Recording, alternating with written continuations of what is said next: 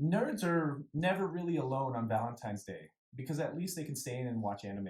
Hi guys, welcome to Between Nerds. My name is Drew Philip Elias. I am here with my co-host, Mr. Aldo Mendez. How are you, buddy? I'm fucking good, bro. Thank you. This is Season 2, Episode 1, Episode 31 overall of Between Nerds podcast. We've been going at this for 6 months, and this is officially the beginning of Season 2. Officially, yeah. We've gone through, a lot of content already.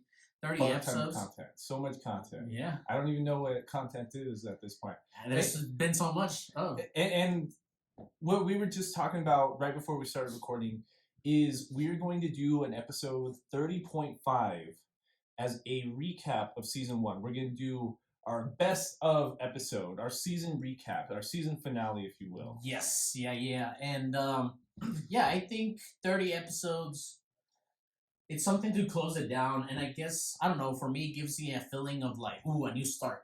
Yeah, season. Yeah, and we don't want to get bored with this either because, we don't want it to feel like a job or that, it's something you have to do because this is our hobby. And a lot of times we do put enough legwork into it that it feels like a job.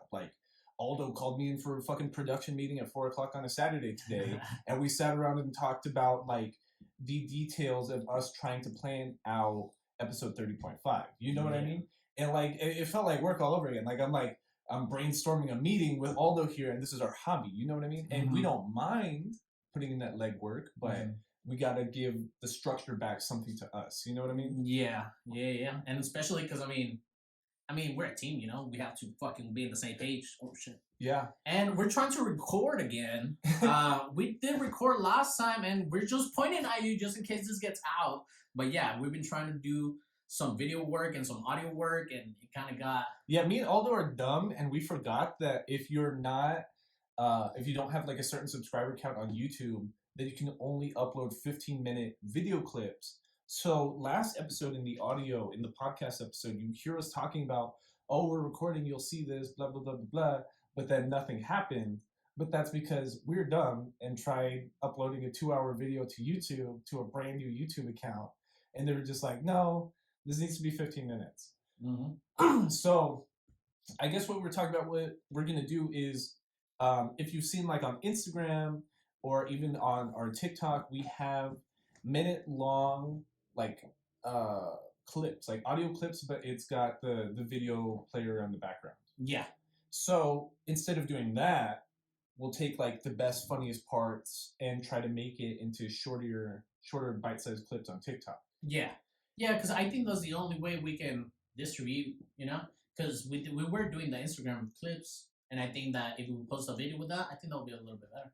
Yeah, it'll be dope, and then we'll try to find the same.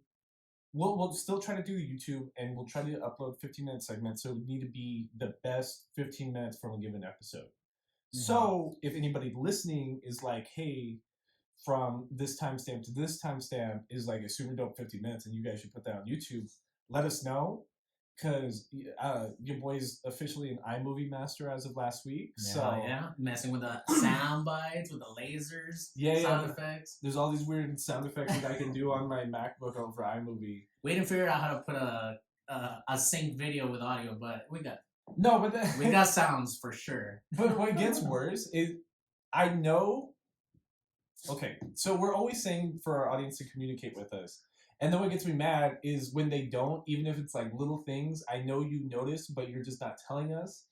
And last episode, there's some really loud music in the background. Oh, yeah. Because it was Super Bowl Sunday, so all those neighbors were blasting music. It was our fault. We should have foreseen this and done Saturday for sure. We should have, and I think we're going to start recording on Saturdays from now on.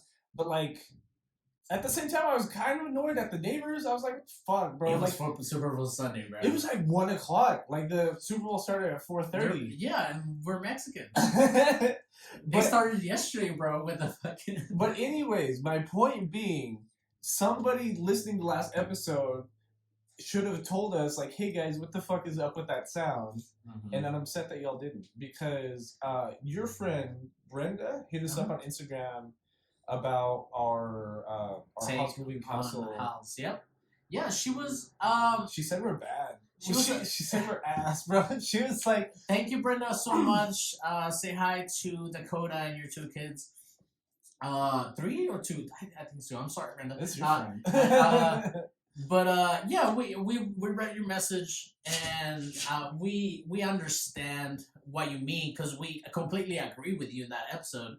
I guess we didn't want to be redundant about a very already very popular movie. Yeah, we a lot of times, if you notice, especially for the immediate episode that comes to mind is Food Wars. There's a lot of really obvious things that we try not to go over too much, because you can watch there's really famous anime podcasts or anime YouTubers that you could watch and get the same feel. So we try to go about things from an alternate perspective. So if it seems like we're missing something obvious, still hit us up. You know what I mean? Maybe it is something that we didn't initially take into account. Yeah. But if it's something like, oh, the scarecrow was really the prince from the opposing country, and that's why they were at war. I'm like, I know that. I watched the movie. Yeah. That was the point. Yeah, for sure. And we just want to get please follow us on Twitter again, Between Nerds, Instagram Between Nerds, TikTok Between Nerds. Yo, we're TikTok famous already. We've got video clips with already 800 views. We're famous. Yeah. Think about it. 800 views. Who needs a fucking YouTube? Yeah, definitely, for sure. But because we worry about YouTube just not letting us have our video. First of all, they already told us they can have our 2-hour video. Yeah, asshole. But whenever we do put our video and they go through this and they're like, oh well, you guys can be doing this or saying that much cuss words or stuff. Yeah, yeah. So we've already had to switch up our formatting a little bit, because if you notice, me and Aldo have these fancy, not clear green cups, because and again, we've never been called out on this by anybody that listens through our messaging services on social media or our email at BetweenNerdsPodcast@gmail.com, because there's sometimes we're swimming in the sauce. You know what I mean? We're sauced up, dude. I've only listened to the Neon Genesis, to the AOT episode once, and that's because I'm ashamed of myself. And that's worse, because we were with VNA and Karen, and you were just off. You know what I mean? You were mumbling like a Russian, in a snowstorm, stuck at home with a bottle of vodka. You know what I mean? Mm-hmm. You were saucy. You were A1 sauce. Yeah. Yeah, but Green Cups, YouTube, sure. And so, what point was I trying to make? Anyways, we're doing some shout outs. Thank you, Brenda, for hitting us up. I never knew you were listening. So, yeah, we'll take in consideration those animes that you said. It was the Blue Exorcist or something like that? Blue Exorcist and some other anime I've never heard of. But I guess that's a good thing, because we're always taking recommendations, and I think that, or it's called In This Corner of the World. In This Corner of the World, which I've never heard of. Never heard of. So and just keep sending us your recommendations. Please use #ImmigrantNerds to be entered into our February giveaway, because so far we only have 2 entries into our February giveaway. I want to give a thank you to Guppy on Instagram with, Jesus, it's 3 U's, 2 P's, and 3 Y's. That's a very cute picture of your dog. Thank you for using #ImmigrantNerds. And for every original post that uses #ImmigrantNerds, you are automatically entered into our February giveaway. And for every like and retweet, for example, she has 18 likes on this picture of her dog, so that's $18 that we're going to be giving to the Las Americas Immigrant Advocacy Center. So, good on you. That's exactly what we've been talking about this whole time. And especially right now in El Paso, because this administration is going to start allowing people, while they wait for their immigrant court cases, to spend time in the States. Mm-hmm. Those kinds of people are going to be needing representation to prove that they were in a part of this program and that they've been waiting across the border for their chance. And you know what I mean? you don't want to be stuck like they had like tent cities on the other side of the bridge for for years. The past administration that didn't want to humanize these people remain anymore. in Mexico. Yeah, I didn't want to say it, but the remain in Mexico policy was. I mean, it is a policy. That's the name of policy. Yeah. But it just feels fucked up. Well, it is fucked up. Everybody knows it's fucked up. It hurts my heart a little bit. And shout out to Viv on Twitter. I still don't know how to say your Twitter name, but it's at YRTERFGF. Very responsive on Twitter, on the Between Nerds Twitter. You're like our most interactive participant right now. And we appreciate you for that. Yeah, absolutely. And keep listening. Give us some suggestions. You haven't even said any suggestions. Yeah, no suggestions. Yeah. And so those are our 2 entries so far for the month of February. And you want to get into it? We can just get into it. So this past week. First of all, before we start, please try to hit up my uncle's, my girlfriend's uncle. You almost said baby mama. Enrique Sosa, Capi Sosa, for his GoFundMe. He is currently going through chemotherapy due to pancreatitis and stomach cancer or something like that. It's unfortunately very progressed, but we're there hoping for the best. So please visit the GoFundMe. We're gonna retweet it again this week. And yeah, it's fucked up, man. Like, if for no other reason, just give like whatever you can, even if it's like $1, $5, $10, because if we consistently have 55 listeners in a week and everyone gave $5, it's not nothing, and like any little bit helps. You know what I mean? Yeah. So, and if you like our content, if you like what BNA's contributed to this podcast, if you like Aldo and having a healthy family with his in-laws, and you want him in a good state of mind to keep producing episodes of this podcast, then you know what I mean. It's a cycle. We're a society. Yeah, but let's get into it. Episode 31, we're gonna talk about Brett's girlfriend. Yeah, this is officially gonna be our anti-Valentine's Day episode, because there's no love given in Rent a Girlfriend. Absolutely not. It's in the same vein as like Domestic Girlfriend almost, except it's not, because it's more dorky, innocent fun. You know what I mean? It's like Konosuba. It's like Konosuba, kind of. Yeah. Like, I guess plot wise, it's like Domestic Girlfriend almost, because there's just like not a lot of spice, but there's some spice. There's spice. There's spice in every episode, and every episode will leave off on like a cliffhanger and be like, oh fuck, like how are they gonna get out of this stupid situation? Yeah. Or it's but it's like Konosuba, where it's just like just living your life, getting along with your friends, having a good life. And did you like it? Did you what? Okay, no. In please describe Rent a Girlfriend to you.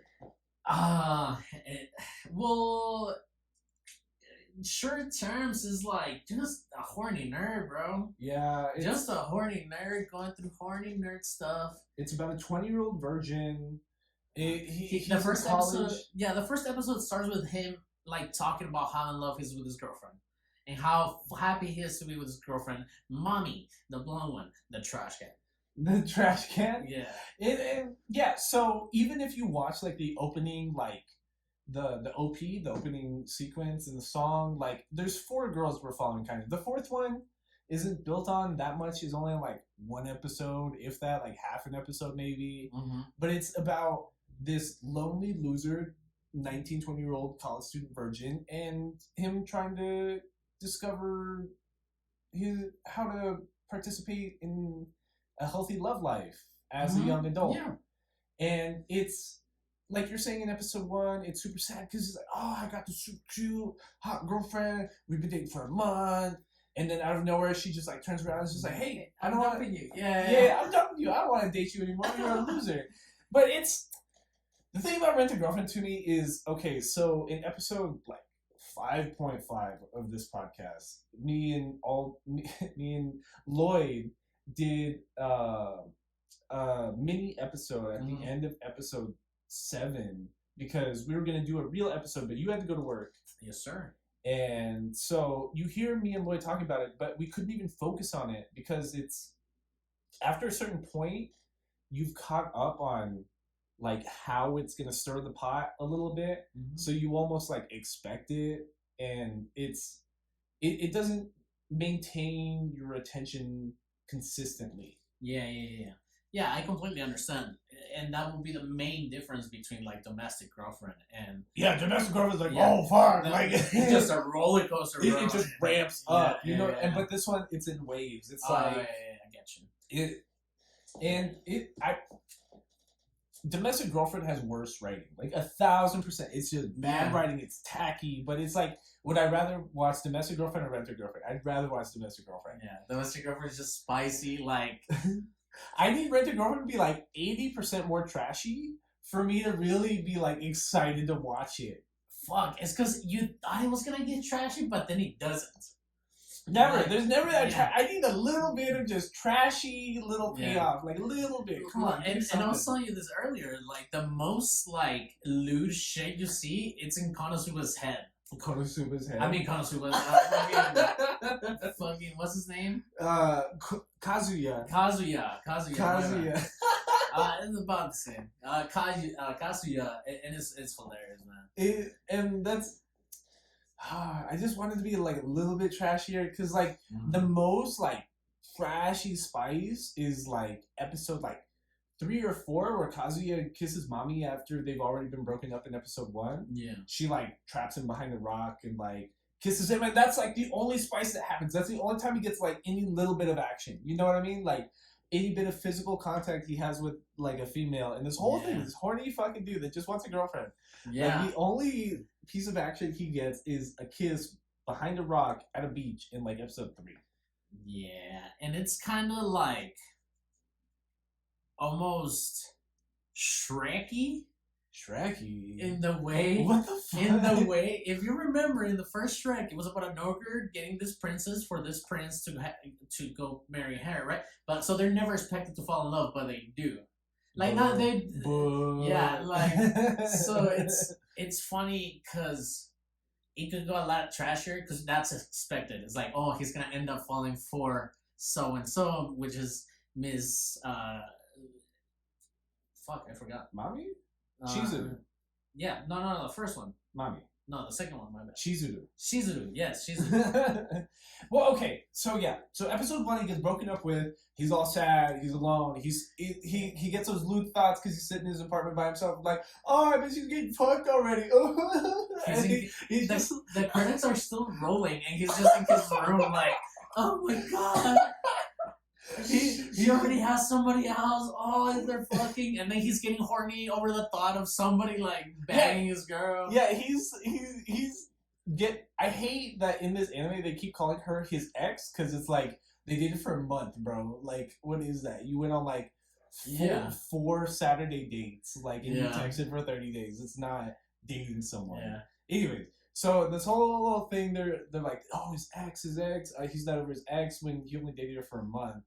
But so what you're talking about is he's just in his head, in his apartment, like thinking about his mommy getting fucked like immediately after breaking up with him, and that makes him horny. And then he masturbates while crying to the thought of her getting fucked by somebody else.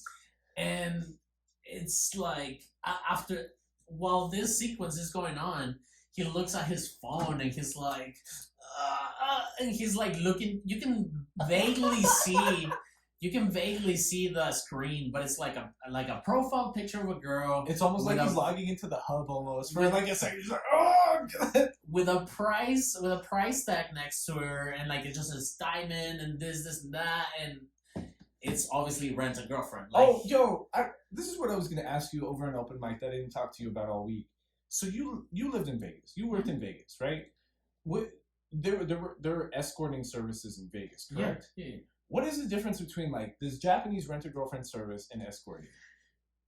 That's the thing. Like in Vegas, prostitution is legal as long as they have an office, like a postal office. Do escorts put out? That's what I'm at. Because like I was talking about it with Karen, and she's like, "No, escorts don't have to put out." Blah blah blah blah blah blah. Well, they just go on dates. It's not on paper. So they do. It's like a cop. It's under her judgment. You know what I'm saying? Like. Okay, so I guess the difference between like this rent-a-girlfriend service is completely above table. Like these girls are part of like real published agencies online, and like they track their movements, and they have like a strict like contract policy where they're like, you don't get involved in personal lives, you don't go over to their private to their dwelling. Whatever. I don't think it's that deep in Vegas, but because in Vegas, like, but that's how it was in Rent-A-Girlfriend. Yeah. But like in Vegas, like a whorehouse is legal. Yeah. Just because they have an office. Yeah. And they're able to protect these girls. Yeah. You know what I'm saying? So, like, even in Las Vegas, there's only one place, I believe, that they do fully nude and they sell alcohol in the same place. Because what? Yeah. I thought I've never been to a strip club. You gotta teach me that one. I don't understand. So that. a lot of places will just strip in like topless, but they will sell alcohol. Oh, it's like the succubus scene from Konosuba. Yeah, but and then in the places that they don't sell alcohol, they'll go full nude. So what do you want to do? Do you want to pregame fucking hardcore, go to a fully nude strip club, or do you want to pregame, go to a place you can't drink, and then just let you buzz that at the strip club? Neither. Aldo, I have a girlfriend. Sure. Karen, I know you've listened. I'm looking at Aldo and telling him no. We have video now. We can see your face. Yeah, Bill said no. Okay. So escorts can put out. Okay, because me and Karen were having this argument during the week that she was like, no, they don't put out. I was like, I could have sworn that's what escorting was. Like, if you're a bouncer and there's a big ass line outside the club and somebody comes out to you and he's like, hey, bro, I'll give you $200 if you let me in. He's like, all right, give me $200 and I'll let you in. That story went the complete opposite direction. I thought you were going to be like, I'll give you $200 if you find me a girl or something. No, I was like, whoa! No, it's like the same thing. It's like, the boss obviously is not going to let him do that, right? Yeah. So he's like taking the money. He's like, oh yeah, give me $200. I've done that. I've done that. You've done that. Like, so as a escort, you go, you meet a fucking all sack, and you're like, you know what? He was pretty cool. I'll let him offer me money if he wants to bang me. Whoa. I don't know. Whoa. What do you mean? But the door guy thing I think is funny because when I did my undergrad at Texas Tech and I lived in Lubbock for 4 years, right? And I was a door guy at a bar on Broadway, which is like the bar district across the street from campus. And like I used to take money all the time because like a lot of those people that go to like tech are like well off, like their families are well off. You know what I mean? That's why like the business school is the most poppin' college there because it's like people that are just gonna get a BA and go work for daddy's company. Mm-hmm. And so I get that part too because it's just like just collect a bunch of cash so people can skip the line. But I'm completely off topic. Okay. So he rents a girlfriend in episode 1. So he gets broken up with. He's sad. He jumps on his phone, goes to Rent-A-Girlfriend services, and like the next frame is him being all embarrassed. He's like, "Oh my god, I can't believe I did this. I can't believe I rented this escort." Oh, like I bet she's gonna be fugly if that's in the that's in the fucking dub. No, he saw her picture on the app, so he was excited almost. He was like, "Oh, she's gonna outdoor. She's gonna wear. I bet she's gonna be so cute." And she shows up and like they go to a cafe. And it's still awkward because she's asking for money. You know what I mean? Yeah. So right on the back, like she gets there and she's like, "Well, to not make it awkward later, it's like let's take care of this now." Is that what it's like to be talked into the VIP room, Aldo? No, not really. Everything's back door. Everything's behind the scenes. But okay, so yeah, and it was like 12,000 yen. God damn it, my son's gonna listen to this. One day. Not for a few years. Yeah, not for a few years.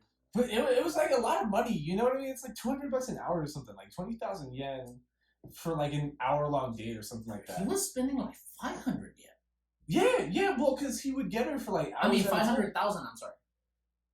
$5,000. Yeah. No. Yeah. He was spending like $500. I think. And he's on a budget because like there's a scene like I think it's like episode 2 where his dad's like, don't be spending all this money in college because this is like all I'm gonna give you the whole time, and it only ends up being like, I don't know, like 50,000 yen or like 500,000 yen, which is like $5,000. Like, how are you gonna live like years on $5,000? Yeah. But so they go on this date. Like, he's super about her. Like, she's hot, like way out of his league. She talks like great. She's got a dope personality. They go to an aquarium, but she doesn't know about fish. And she holds his hand at the end. He's like, "Oh, that's so cute. Maybe the stripper really does like me." Yeah. She told me I was her best client. You know what I'm saying? So then he goes home and he's like, "Yo, that was so dope. I'm gonna leave her a rating, blah, blah, blah." But then he's going through her ratings. And, you know... Oh, she held my hand. Like, she sees other comments by other customers that say, "Oh, she's super cool, blah, blah, blah. She held my hand." Yeah, and him taking it personally, he's the weird one here. He's like, she was the worst. She didn't know basic hand names. She held my hand too. That fucking slab. Like, holding hands is like the worst thing that could happen. She didn't know basic fish names. I'm like, why would you get mad at that, you fucking nerd? Yeah. It's like when people get mad at us for not knowing a specific anime. Uh-huh. Or having reviewed a certain anime. Like, just sell it to us instead of being like, yeah. Oh, what? You haven't talked about Blue Exorcist yet? That's weird. But so yeah, and that's the pilot. That's the first episode. It's gonna be just this guy, just in this shit show with a rent-a-girlfriend. And that's how it ends, right? It ends with the bad review. That's how episode 1 ends. Yeah, it ends with a bad review. He talks himself into renting her again. No, hold on. Episode 1 ends where, like, he goes to school, he goes to his college, and his friends are like bagging on him. And this is the spicy. This is the spicy shit that comes in. So his friends are all like ragging on him, being like, "Oh, what'd you do last night? You beat your meat 6 times? You how many virgin? how many times did you jerk it last time?" And he goes with it, he's like, "Oh, only 5 times this day." Virgins are gonna virgin. So then he accidentally like bumps into a girl at school, and it's Chizuru with glasses. And that's the spice. They go to the same school. So, like, as the rent-a-girlfriend, does she goes as Miss Yuhara, or is that her last name? Something like that. Yeah. Because at school she goes by Shihiro, right? Right. And in the application on Rent-a-Girlfriend, she goes as Miss Yuhara. But they never explain it because I think one of the names is different. Yeah. At university, she goes under her grandma Sayuri's family name, Chizuru Ichinose. Mm-hmm. Right. So Chizuru both times, but the last name's different. I guess the family name's different. Miss Yuhara. Right. Yeah. Ichinose. No, Mizuhara's her real name. Yeah. Yeah. Okay. Anyways. Okay. Yeah. So beginning of episode 2. He's like, "Oh fuck!" Like the hot rent-a-girlfriend goes to my school, and she like gets into the side, and like her. So I guess in episode 1, does he rent her again after the bad review? Yeah, because I think he sees mommy with another, like, trying to flirt with another guy. Yeah, and he's like, "What?" So he fucking, like, all mad, rents her again. Yeah, so they do the same date and go to the same aquarium, and this time she knows about fish, and like to her face, he's like, "Stop being so fake, blah blah blah, this and that." How you be mad at the stripper for being fake? But this is like in the aquarium, and then it gets spicy because it's in the aquarium. It's like, how are you gonna call out an escort for being an escort in front of everybody? You know what I'm saying? Like, why would you do that? You know?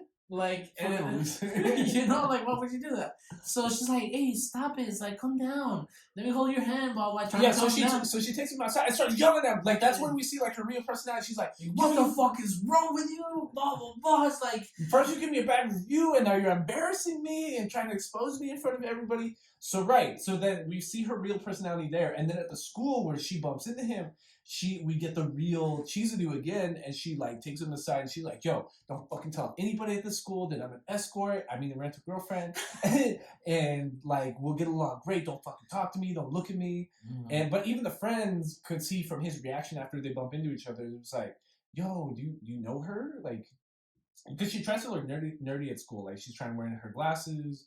Her hair's down. Well, her hair, I don't know. Her hair's different, and she tries to dress more conservative and like. Yeah, she's ugly. Like a little more like nerdy. Yeah, she just tries to look less attractive. A little pullover and. Is that what strippers have to do to protect themselves from public? I mean, bro, it's weird because like I was thinking before this episode started that like people here are way too crazy to have those kind of privileges. Yeah. You know what I'm saying? Yeah. You know what I'm saying? Like, yeah, there's weird people everywhere, but for example, in the case of Japan, because this concept is not so weird to me, is because a lot of people are lonely in Japan, and this is like you can measure this because a lot of people are working, a lot of people are single. They have a declining population because their birth rate isn't high enough to their death rate is higher than their birth rate. Yeah, and like I think Americans do not have the control to like one of the crazy thoughts that I had when this quarantine started back in March last year, it was that like I hate it here. it was that like imagine like all these horny people that are not gonna be able to go to strip clubs and they're not Shut the fuck like up. and they're gonna get so weird and they're gonna like people are gonna get weird. You know what I'm saying? Yeah. Because they can't, do whatever. But like, I was like, whoa. A lot of people are thinking that with drinking. That's why that was like the joke when quarantine happened. That especially in Texas, like by the time we finally did do a statewide quarantine, everything was closed except for liquor stores. Like it was hard even going to Walmart because they were only letting a certain number of people in.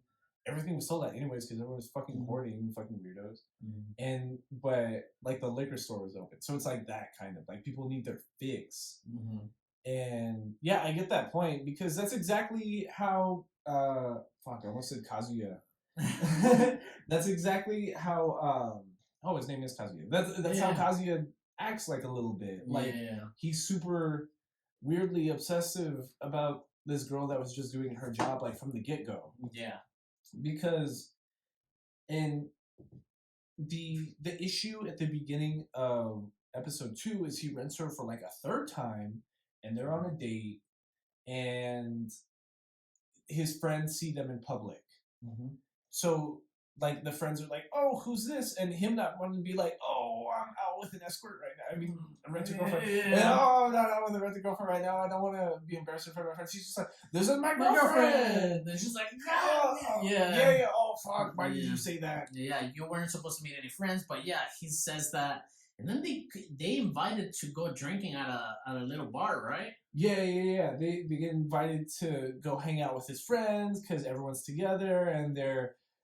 I think it's cool how like bars look in Japan because there's those super divey looking ones, but the immediate step up, what we would consider like the like a regular bar, it's rooms. You know what I mean? Yeah, like you're gonna rent out like a table with your friends, and then a server is gonna come, and it's just you guys. Yeah. It's cool. You know what I mean? It's almost and it keeps reminding me of COVID because it's like. It's more contained. Yeah, and honestly, last time that I went out with Rick, shout out to you, Ricky. We went to Pockets and we got the VIP. Pockets is a billiards bar. Yeah, Pockets a billiards bar here in El Paso. I used to work there back in the day before I lived in Vegas, and we rented out the VIP, and it was just me, him, and Emerson, and we were just shooting pool and eating and drinking, and it was just us, and you can see everybody out like, and it felt nice even. Like more during in this time. Yeah.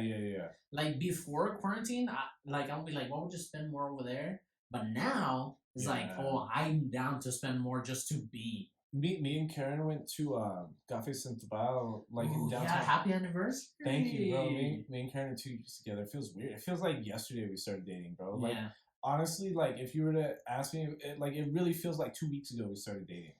But it's weird to say it's 2 years. But so I bring that up because we walk into like this super fancy restaurant in downtown El Paso. You know what I'm saying?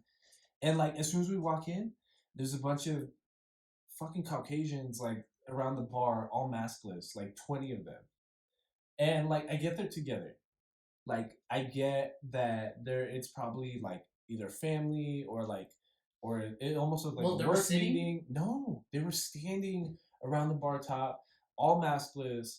All like kind of roaming a little bit, and the bar in Cafe Central is like really close to the entrance. So it made me uncomfortable like immediately walking in. It makes me uncomfortable where whatever place has people and not spreading them out. Yeah. Like, please spread them out. Like, I get it that you have to fill your chairs, but at least keep me like a table or maybe half a table before you sit anybody else like around me. Yeah. You know what I'm saying? But my sister works at Texas Roadhouse, and they're not like before. You had to skip like every other table, I think. But like even like certain restaurants are just trying to do full 100% now. Well, It's just it's gross. It's gross, and I don't even know what. Okay, we were talking about the bar that all the friends meet up at, but what we didn't talk about was at the end of the second date that Kazuya and Chizuru have. Uh, Kazuya gets a phone call that his grandma's in the hospital. yes.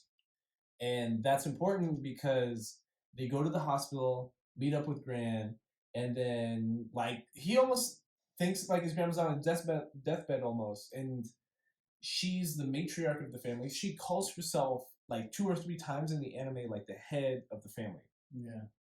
So she's like, fuck, my grandson's a fucking loser virgin. The name's gonna die. Yeah. And then he's like, Grandma, look, I got this super hot girlfriend. He shows up with Nishihara and they're like his parents are surprised because he's a fucking loser virgin, and his grandma's surprised because he's a loser. That's virgin. what's funny. It's the whole family's in on it. It's like who is this? Like, what are you doing? It's like, who are you, cute girl, and why are you with my son? Yeah, did he trap you? We'll save you, sweetie. Don't worry about it. There's no way you're here willingly. And he's like, oh no, that's my girlfriend. And then the grandma just loses her shit, and she's like, oh my god, I'm so happy. So then she's like, I'm gonna go tell my friend here at the hospital, and goes down the hallway, and Chizuru's like, Kazuya, come here. Yo, my grandma's in this hospital too. We gotta dip out, because like if my grandma sees me, then she's gonna think I either have a boyfriend or I have to tell her that I'm doing the rent-a-girlfriend thing. Either or is a bad situation, so let's dip. So they're trying to leave, and then they hear Kazuya's grandma and another old lady coming up the hall, expected to be introduced. And so they hop into a room. They're hiding under the sheets, and this is like a little bit of spice right here because it's like he's over her, between her legs. So it's like it's missionary. You know what I'm saying? Like, and he's a fucking loser virgin. Has never been this close, especially to a presumed hot girl. Like she's getting a chub. Yeah, he gets a half chub. And he's trying to control himself, and she knows what's going on right away. You know what I mean? She's not stupid, so she's like, "Hey, stop it! Keep that wiener to yourself." So, but he can't. You know what I mean? Because he's in his head. So, like, he didn't even hear fucking Miss Uehara say that. Yeah. Like, so she kicks him in the balls, kicks him out of the bed. And then, so his grandma's there at the door with her friend, and it turns out to be Chizuru's grandma. So now both the grandmas are there, and they're like, "Yo, what's going on in here?" And they just look like they were fucking in a hospital room. So that's where they have to fake it and be like, "Oh, we're dating," like. And so now Chizuru is a part of this bigger lie with her personal family. Yeah, and she expresses her frustration because part of being a rented girlfriend is you can't get involved in personal lives. But she went along with it because he still had time on the date. She yelled at him after the aquarium, and she just felt like bad for him. Yeah. So now that she's so involved, like the lie keeps going, and that's the plot of these 12 episodes is they have to continue this lie. So at the end of that episode, the grandma, after for some reason Shizuru's grandma left, she's like, "Oh, come back next week." Yeah. And don't come alone or something like that. Meaning, like, please bring your Chizuru. girlfriend. Yeah, Shizuru with you. And yeah, that's how that episode ends, and that's why they have to keep like the charade going. Right. Okay. So then, since we talked about that plot point in episode 2 and episode 1, then we can go back to episode 2 where they're at the bar with the friends, and Kazuya's ex is there, Mommy's there, the little blonde chick from episode 1 that broke his heart in the first 30 seconds is there, and she's all like, "Yo, why is Kazuya with this hot chick? Like, I thought he was a fucking loser. That's why I dated him." In her head, because like outwards, she tries to like act super sweet and nice, and like she wants everyone to like her. But in we're her back at the bar. Yeah, we're back at the bar. God, That's what I'm sorry. And I'm glad I was able to segue you there because I'm looking at the episode 1 recap and I'm like, oh fuck, we missed the hospital scene. Yeah. So we're back in episode 2 at the bar. It's called Ex-Girlfriend and Girlfriend. Okay, hold on. I need to go to the restroom. Okay. All right. I need to go to the restroom.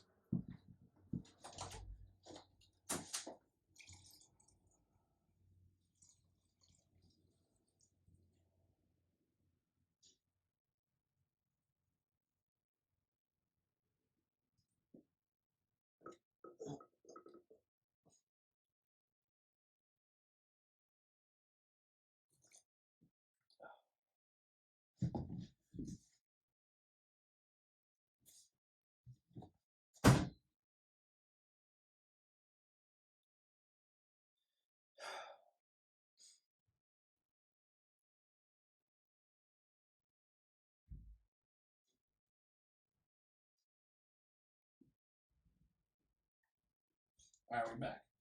We're back. Write the timestamp that we're coming back in. So that's easy for you to cut it. We're at 41:08. All right. Okay, so we're back at the bar, and Mommy is confused why Chizuru's there with Kazuya. Kazuya's got to go to the restroom or something, so he dips out of the drinking room. And then when he comes back, like, the vibes are off. You know what I mean? Like, the friend groups are like, oh, do we tell Kazuya, like, what's going on? And because now Mommy is seated in front of Chizuru, and Mommy, like, in her super fake-ass smile is like, yo, I was just talking to your girlfriend about how you were some weird horny fuck, and, like... You were so horny all the time. How are you going to shame somebody like that in front of his friends? Yeah. I held your hand once, and you got an erection. Like, what was that about, Kazuya? Like, he was just so horny, right? And then she looks at, like, Shizuru, and she's like, right? Isn't he horny all the time? At least with me he was. Yeah, but she's got her rent-a-girlfriend persona on. Chizuru does, so she's just like, no, I think he's a super gentleman and he's a nice guy. And like, it's not a lie. Like, he's never done anything super creepy with Chizuru. He's just a virgin. You know what I mean? He's just weird and just around women. Like, that's just where his mind goes. Nosebleeds all the time. Yeah. So then they leave from there, or it's just a weird enough situation that, like, Kazuya leaves with Mommy instead of Chizuru, because Chizuru and Mommy are, like, getting an argument a little bit about it. So Chizuru, because being in the role of that rental girlfriend, and not just that, but just, I guess she knows that fucking, because I think at the end of episode 2, also Chizuru mentions, like, don't worry about renting me. It's like, most people that rent me are just trying to work on themselves or some shit like that, right? And when Mommy, fucking garbage person, is talking shit, like, she stands up to Mommy, and she's like, you can't be talking to blah blah blah blah. And then stupid ass Kazuya, instead of defending Shizuru, he's like, she's like, oh, Mommy, well, Mommy's probably right, blah blah blah, this and that. And because he still likes her, you know what I mean? Like, even though they only dated for a month, I don't know. Yeah, she still likes her. Yeah, he still likes her. So in a certain part of his brain realizes that Chizuru's a renter girlfriend still. Like, he's fallen in love with the stripper, but, like, a certain part of his brain is still like, yo, she's just a renter girlfriend, chill out. So you're right. So he goes on Mommy's side and he leaves. He's a little drunk. You know what I mean? Like, the people that suffer from the Asian flush tend to get a little drunker easier. So he's sauce. You know what I mean? Like, and Mommy, all fake, is like, no, I'll walk you home. Don't worry about it. And she's just a tease. She's just a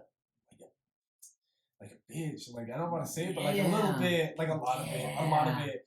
So she's all like on her phone and she's like, yo, you want to come over to my place right now? Just to tease him. Because immediately right after, she's like, oh, just kidding, my brother's there. Maybe we shouldn't do that. Yeah, just to tease. Just to tease him and just to, like, ruin his night. You know what I mean? Like, she knows that he's all into her. He just embarrassed his who he's calling his girlfriend in public to like appease her instead, and she's still like, so like he's drunk, he's intoxicated, so she tries to get him some juice, get him to sober up a little bit, and he just like he is word vomit, like just he's sauced, and he's just like, you know what, I really like you, I think you're so hot. Let's go to my place instead. Yeah, and she was like, "Oh, why would I do that, weirdo?" Just yeah, and just embarrassing, fucking trash kind of person. Like, cause in the first episode, when you find out that mommy broke up with him, it's like nobody's leading me to think that mommy's a trash person. It's just a girl that decided to dump this guy that she's been perfectly reasonable. Perfectly reasonable. Yeah, if you don't like the guy, you don't like the guy. Yeah, but then like for her to do like this shady shit like that, toxic. Super toxic. So then like Kazuya crawls back home, and what we haven't even talked about is Kazuya and Chizuru are neighbors in this. They describe it as a rundown complex in a rundown building. So she's already there by the time he gets back after his conversation with mommy, and she's just like, "Yo, like, how'd it go? I know you're trying to get back with your ex or whatever," and he's just like, "No, it was super weird and awkward," and you see that like he almost wishes that like he had stood up for Chizuru because he kind of likes Chizuru too, but it's nothing happens. He went back and he was thinking this. Yeah, what you were saying is like, oh shit, I can't believe she stood up for me and I didn't do shit. Yeah. Like mommy was trying to shout at him and Chizuru was like, no, he's super respectful and nice, and he still like sold that out. And then I think this is where we find out that they are neighbors, right? Yeah. Yeah, like at the end of that particular episode, I think it's like 5 or 4. At the end of it, we find out that they're like neighbors. Like 2 or 3. Episode 3 is the beach episode. Oh shit! We're not even there yet. Yeah, we're not even there. And that's what I like about these 12 episode animes. They end up like shoving a lot more content. Like it feels better directed because you could fit a whole episode into each half of an episode. You know what I mean? Like if the beginning of episode 2 is Kazuya being called out in the aquarium, the second half of episode 2 is the bar. And it's the bar. You know, and it feels like a whole different episode. Yeah. You know what I mean? Yeah. And that's why like Darling in the Franxx should have been 12 episodes. Yeah. That okay. I was doing some logistics math. I was doing some logistics. Yes, like midway through the week, and I was like, what's my spiciest anime hot take? And I was like, okay, if only 12 out of the 24 Darling in the Franxx episodes are good, Darling in the Franxx is a 5 out of 10. Yeah, little bit. Because like even our episode, we're like, okay, everything after episode 15, 16 doesn't matter. Even in those 15, 16 episodes, there's probably 3 you can do away with. Oh yeah, absolutely. So that means only half of Darling in the Franxx mattered. Absolutely, bro. And I don't know what happened in between those 2 studios, but I don't know why the other one decided to pick up. I don't know why the other one didn't decide to end it. Yeah. Darling in the Franxx was 3 studios together. Anyways. Okay, so episode 3. We get a beach episode. We haven't had a beach episode in anime in maybe like 3 months. Yep. So we finally get a beach episode. Kazuya is invited to a beach with his boys, but like mommy was invited too. And he's like, oh, isn't this super awkward? Why should I be invited? And this is a moment where Kazuya already thinks like he's not gonna see Shishido again. Yeah. Like he's like, whatever, I don't know. I'm tired of wasting all this money. It's good for my mental health if I just don't hit up the escort again. And then it's like, I'm gonna have to tell my friends I broke up with her. Blah, blah, blah, blah, blah. Anyways, beach episode.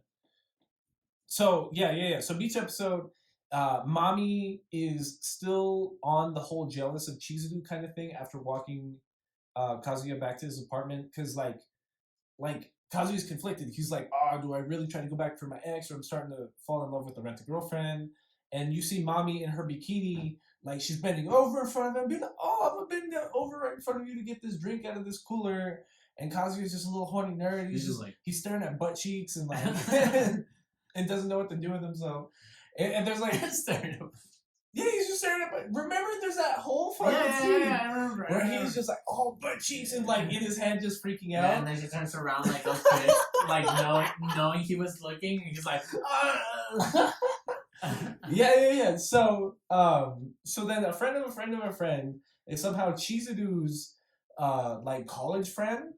So his group of friends is being introduced to this other group of friends, and he notices in that other group of friends is Chizuru in her like college It's because disguise. it's Miss Yuhara as a rented girlfriend, and then Right. Shizuru as herself, like her own personal time self. Right, so she's got her glasses, she's dressed like in a bunch of clothing to the beach so that Yeah. nobody notices her. And right away, like, Kazuya's like, oh fuck, like Chizuru's here? Like, oh no. And that's when like right away, like he's not paying as much attention to Mommy, who's trying to like get a reaction out of him. And she's like, "What? What's up? You don't think I'm cute? What's going on with you?" And he gets sent to the convenience store to go get drinks. He goes. Chizuru's there, and he grabs her and puts her into the restroom. No, doesn't she grab him? One of the two. She grabs him. She's like, "What the fuck are you doing here? Are you stalking me?" Blah blah. He's like, "Whoa! I was just invited to the beach." She's like, "I didn't know I was gonna see you here." Blah blah blah. This and that. And they're both in the restroom of this convenience store, and they're just like, "Well, what the hell? I don't know what the fuck to do." It's like, "You need to leave, or I need to leave, or something like that." And then somebody knocks on the door, which is his friends, I think. It's like, "Yo." No, it's Mommy. Oh, it's Mommy. Oh, that's right. It's Mommy. Yeah. So then the end of episode 3 is them trapped in the restroom. Beginning of episode 4, it's Mommy knocking on the restroom and Kazuya being like, oh fuck, we're trapped in the restroom together. People get think we're fucking. What's going on? And so he jumps out of the restroom, tries to talk to Mommy, and he's like, yo, Mommy, what's up? Like, I was just taking a piss. And she's like, it sounds like there were 2 voices in there. Who's in there with you, Kazuya? I was talking on the phone or some bullshit. Blah, blah, blah. Yeah. So then out Chizuru comes, like, in her rent-a-girlfriend. She takes her glasses off, leaves her dirty bikini clothes. on. Yeah, like, bikini on. And she's all hot. And she's all like, yo, I came to meet up with Kazuya. And I was just changing or something. Yeah. so then all the friends are there. And they're all like, oh, Chizuru's here, and like Kazuya's hot ass girlfriend's here, and they're all excited in the convenience store. Everybody's just like looting for fucking this girl, and it's like, oh, cool. What there's a weird piece of dialogue there. It's like Kazuya's best friend talking about her feet. Yeah, like he's talking about Chizuru's feet, and he's all like, oh, Kazuya, how can you have your girl out here with these pretty ass feet, like without having sandals on? So he gets guilted into buying her sandals. And like, I only bring that up because it's brought up later for some reason. As like a gift he buys for her. Shinka did a whole movie around fucking feet. So yeah. So what do you want? Makoto Shinkei's got a feet thing. It's just, I don't know. The Japanese people like feet, but it's subtle. It's a little subtle. It It's a wasn't little that subtle, subtle yeah. on his part. It was Well, it was forgettable, But it it's wasn't not like he's like it's not like they're dedicating any lewd animation to her feet. It's just like Kibe, yeah. Kibe. The Baldy. Yeah. So Kibe's like, yo, protect your feet. Yeah, So give me some socks, girl. Yeah, so the rest of this episode is just Chizuru having to pretend to be Kazuya's girlfriend again, even though she didn't plan for this, and technically she's off the clock, but she's gonna charge him later. And it's just awkward because in Kazuya's head, he's like, oh, I need to tell my friends we're gonna break up. It's so weird that we're having to do this right now. I can't afford this. And this whole time, Mommy's still like, she doesn't even like Kazuya. She just wants like a reaction. She just likes having like control over him. You know what I mean? Like at some point, Mommy texted one of her friends and was like, "Don't worry, I'll make him break up" or some shit like that. Yeah. Just to be manipulative. Just to be a bitch, bro. Just like leave the partner alone. Yeah. Like at the beginning, and that's what I'm saying. Like the reason I hate Mommy so much is because at the beginning of the episode, it's like, okay, like break up with him. That's good that you did that. Yeah. You know. That's good that you break up. You don't like him. Don't like lead him on. But then she's gonna now go out of her way to lead him on. Yeah, that's fucked up. Because like she traps him at the end of like episode 4, where she's like, "Oh, Kazuya, I lost my bracelet behind this rock. Come help me. Look." Yeah. So I'm over here in this place where nobody can see us. Yeah, I'm here in this super private part of the beach where we can totally mac on each other without people staring at us. And she kisses him. Yeah, she kisses him. Like he's just stupid and a virgin, and like tries to help him there, like look for the bracelet, and he's just like, "It's not here, Mommy." She just turns around and just like kisses him, And then the beginning of like episode 4, episode 5 is like the super fake mommy persona where she's like, "Oh, I shouldn't have done that. It's just I like you so much, Kazuya." Like if Juno is intrusive in Beastars, like mommy is like a parasite in fucking it's girlfriend. She abuses the power of pussy. Like at least Juno was trying to be a team. Yeah. You know what I'm saying? In a way. It's like mommy's just she's a what's the term? It's like succubus? Like a sociopath almost. Like she doesn't feel empathy. She just likes having that having power? something over that power over somebody. That's weird. It's yeah. That's what I mean. That's why it's kind of like a sociopath. Like she's a lunatic to a certain point. Like that's mean, that's manipulative. Like you don't play with people like that. And it's so now it's just like we're back at the beach, but mommy's there and Kazuya just kissed her but Chizuru's there and Kazuya doesn't know what to do and he just gets up all awkward and weird. He's like, "Hey guys, me and Chizuru decided that we're breaking up," and during sandwiches. They're playing like cards or something. Yeah. They're like playing cards and eating sandwiches, and he just gets up all weird and he's just like, "I have an announcement. We're gonna break up." But because he's all fucking fluffed up by fucking mommy. Yeah, so she got what she wanted. Like she wanted to like break them up and fuck up his head, and that's exactly what she did. And we can see like in Seishido's fucking personality or character that she changed. She's like, what? Like she's just like almost upset about the situation. And then fucking his best friends. What's his best friend? Kibe? Yeah, Kibe. He beats on Kazuya for he's like, what the fuck? He starts beating the shit out of him. I forgot. I totally forgot. He just gets up and just sticks Kazuya. Yeah. He's like, pussy, like, don't embarrass this girl in front of everybody. He's like, that could have been a personal His moment. best friend. Like, there's there's like a sort of,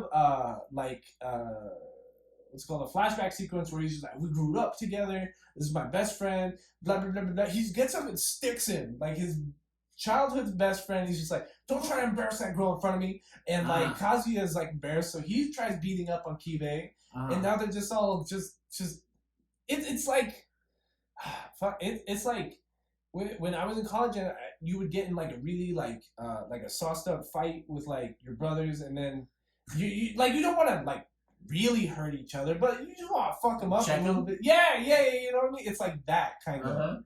So they're all bruised up. Nobody's bleeding or anything. No. They're not trying to hurt each other, but... And, like, the other guy is, like, exactly what you're saying. Is like, why the fuck would you do that in front of her? And, like, just because he's simping, I want to say, that the whole thing is happening. Yeah. But not really. You know? Like, the dialogue he uses is that, like... Very simpy. He's happy his boy, like, got a girl. And that she's hot. So he's like, yo, dumbass, like, don't fuck this up for yourself. Yeah, pretty much. So, after they fight and get in that scuffle, then Chizuru's like, yo, I'm a dip, peace, like, you said we're breaking up, it was kind of ugly, but I guess you did what you had to do. But then Kibe, like, gets Chizuru to the side, and he's like, yo, I really appreciate you for dating my boy, even if it's out of pity, because he's an ugly fucking virgin loser, but please don't break up with him, I know he's a dumbass. So he gives them ferry tickets, so that they can make up their relationship, because he doesn't know it's a fake rent-a-girlfriend relationship. So they can talk about it. Right. Yeah. And this whole time, Kazuya is listening, and he starts crying. He's just like, oh, Kibe loves me. He wants me to get laid. My boy loves me so much. Yeah. So they go on the ferry ride. And that's the beginning of the next episode, right? So then, like, Chizuru starts feeling sick. Like, on the ferry. Like, she's got, like... And then the fucking... I just like the fucking moments that this fool has, like, just, like, having thoughts about mommy, like, here and there, or, like, Miss Yohara here and there. He's like, oh, shit! He just gets all horny. Like, in a regular situation, throughout these episodes, at least, like, whenever we see Kazuya just being in his own space, he's just thinking about mommy or thinking about... He's just thinking about shit to get himself off. I don't know why he's doing it. He's just torturing himself. And then I just like the outro and the intro, dude. The intro. We haven't even talked about the outro. The outro's hilarious because it's the four girls. Yeah, it's the four girls he's simping over in like hot, like cheerleading uniforms, and it's like they're cheering him on, but he's shaking. Yeah, like an energy drink, like a soda can. But it's super suggestive, like he's jerking it like, almost. He's like, and like his eyes are closed. Like the intro song, it's awesome. And we know this about anime that they'll sneak in a little like sneak peek in the intro of what's happening because in the first intros you see Mami and Mitsuhara, but then you start seeing Mitsuhara, and then we get introduced to Ruka. Yeah, you know, Ruka best girl. Yeah, Ruka best girl. No, I like the fourth one too. I think Ruka's cool just because she wasn't really about him. I like Sumi too. Sumi's cool. I don't know who best girl is. It's not Chizuhara. It's not Chizuhara. It's not. I think Ruka's is out there. But anyways, it's suggestive. Like the outro music's him beating his meat, and it's the joke about the money loss being in the intro and all that shit. All of it. Tell us who's your best girl. Video. Tell us who's your best girl and Rent a Girlfriend. Got Mommy? Obviously not. Trash can. Email us at BetweenNerds like at gmail.com. If Mommy's your best girl, do you got problems? Please go do therapy Anybody or something. Says Chizuru's best girl also has something wrong with their head. Probably. Like, they fall in love with the stripper. Yeah. Keep the T-Pain. Anyways, so they're on the ferry. Chizuru's sick. She falls off the boat. She has a fever. She falls off the boat. And like the ending of like episode episode 4 is like Kazuya jumps off the boat to save her. Like he just leaves his phone and just jumps, and the beginning of episode like 5 is them on an island, and she's like, what? That my client jumped over the boat to save me when I was clearly gonna drown? Why would he do that? I'm just an escort. Yeah. But like, if you saw somebody who was gonna die and they were literally there with you, I don't care who it was, I'd probably save them. Yeah, you know what I mean? It's like, oh, well, too bad for him. Yeah, and that's like my first discrepancy about like that piece of logic there, because like she comes conscious on like a beach. And he's off of where the ferry was. He's passed out, and she's like, "Why would my client save me?" And it's just like, you were gonna die. Like you're still. That's a person saving you, not your client. Yeah, what the fuck? So she does like some half-ass CPR, and like she doesn't kiss him, but she performs CPR. Yeah, first she does the 30 compressions, and like she tries like putting air into his lungs, and like he comes conscious, and like he's a fucking virgin. So when he comes back, his first thought is like, "Oh, Chizuhara kissed me," and it's just they have a moment. They have a little bit. They have a little. I think it's a moment for him, but it's not for Chizuhara. But also for Mitsuhara, because Mitsuhara right now she's very confused about what she's feeling. Yeah. You know what I'm saying? So then they get rescued by like the Coast Guard. I don't fucking know. Yeah. And so we're on episode 5, Hot Springs and Girlfriend. So then they're okay, but then now we see another grandma episode, I think. Yes. So then Kazuya gets hit up by his grandma and is like, "Yo, it's my birthday," or something. No, I'm getting out of the hospital. Let's go to a hot spring, like it's a spot. It's a resort. Thank you. It's a resort. So she's like, "Yo, come through to the resort. We're gonna celebrate me getting out of the hospital. We're gonna get spot up, like get fucked up." Yeah, yeah. I wish my grandma hit me up and get fucked up. I wish I had a grandma. Oh, why did you say that? Well, anyway, I have a grandma, but she lives in Mexico, so I can't see. They're at the spot, and so grandma's being weird because her friend, which was Chizuru's grandma, is there at the spa with them, and they're all like, "Yo," and grandma's like, "Yo, my friend's gonna share this room with me. I got you a bunk ass room downstairs. Go down there. Go now. Yeah, go now. Get out of here." Yeah, it's like you were supposed to spend time with me. Go. Yeah, so he's all like, "What? I thought I was hanging out with grandma." He's all sad ass, like goes downstairs. And he goes to his hotel room and he's like, "Oh, why is it locked? Why does it look like somebody's already been in here?" He goes in there and he's chilling. And he doesn't notice that the shower is running. Yeah. And then you can just hear it like stop. And then Mizuhara gets out and is like, "What the fuck are you doing here?" Yeah, Chizuru, like in her non-girlfriend persona, is like, she's really a hard ass. You know what I mean? Like she'll like bitch you out, and that's exactly what she starts doing. She's like, "Yo, what the fuck are you doing, you fucking pervert?" Like, And he's just like, no, my grandma tricked me. I don't know what's going on. And it was like a plan by the grandmas to get the grandkids to like hook up so they can get like family babies. Yeah, because they do like Shizuru's grandma does find out eventually that It's like how your mom let you move in with VNA so that y'all Let- could give her let me- so that you could give her a grandkid. Oh, It was yeah. your mom planned all this. Oh, okay, probably. Yeah, the reason you're having a kid next month is because your mom let you. Oh, okay. Just so you know, I all don't think so, but okay. it's exactly what happened. I don't think Anyways, so. I think it was more of my girl's mom. she's the real mastermind Yeah, here. yeah. So or anyways, the grandma even. so in the spa, like, so they go do their own thing in the different sections of the spa because men and women are separated, whatever. So Chizuru goes, she's like, whatever, I'm gonna make the most of it, I'm gonna relax, and the shit's paid for anyways, I'll make Kazuya pay for it later. But they have a whole less conversation about telling the grandmas. Yeah. Because the agency cannot know that they're spending this time together. Yeah, she can't get involved like personally. Yeah, so they have this whole thing about like we gotta go over there, we gotta go upstairs, we gotta tell them. It's like no, this is like a very important time for them, and this is that. So they come to an agreement that they're not gonna say anything, but they are gonna break up. Yeah, they're like, we'll live through the weekend because shit's paid for. Yeah. The grandma's paid for it, whatever. But like we won't like hang out or intrude on each other. We're just gonna enjoy the spa. That's it. So Chizuru goes and does her little her spa session, but that's when Kazuya's grandma's there, and she's like, "Oh, Chizuru!" The grandma's like super horny for Chizuru, and it's super funny because like I didn't even bring it up, but the episode that like the grandma's introduced, and she goes to bring her friend to introduce the girlfriend, she's like, "Yo, you need to see this chick. I've never seen a girl so high." And that's exactly how the grandma acts in every episode interacting with Chizuru. She's just like, together one time. that's what I'm saying. This scene in the spa is they're gonna bathe together because the grandma's like, "Yo, you got such a hot fucking body. Like, Let me look at sponge those you." tits. Yeah, she's all holding up. Starts washing her tits and like.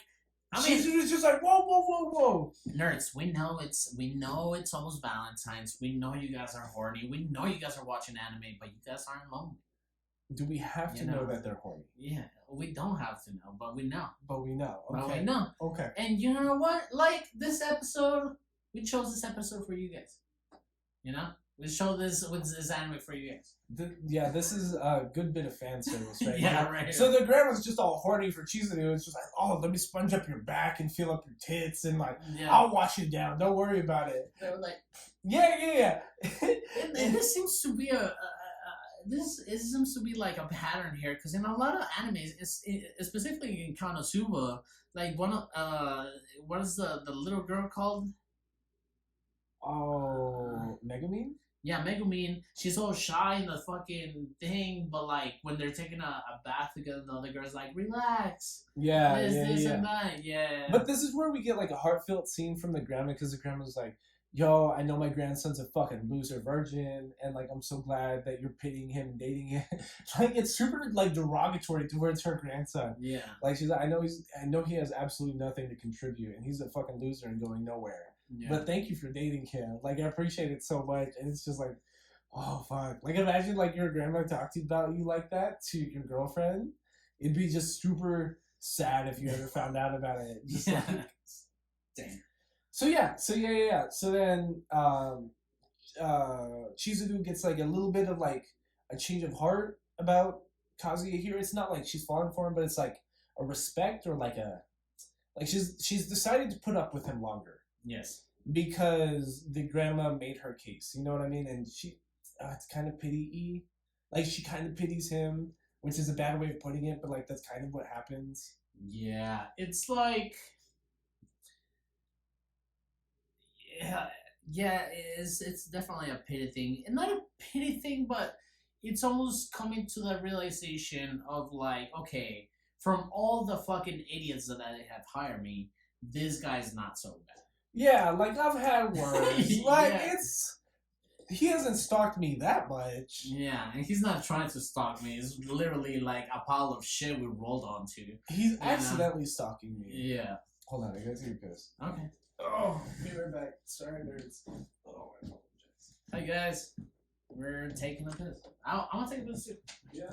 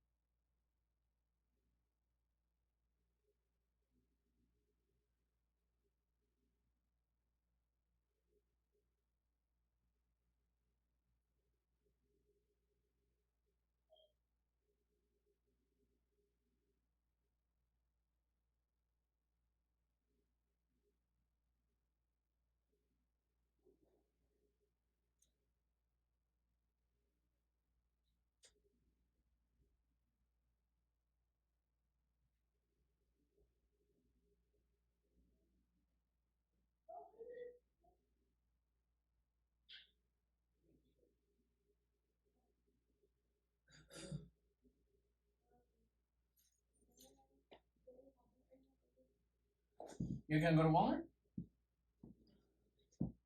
Huh?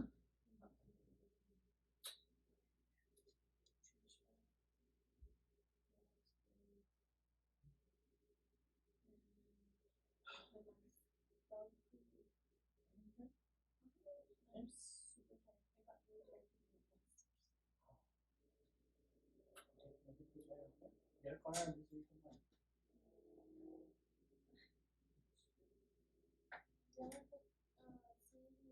Yes, please.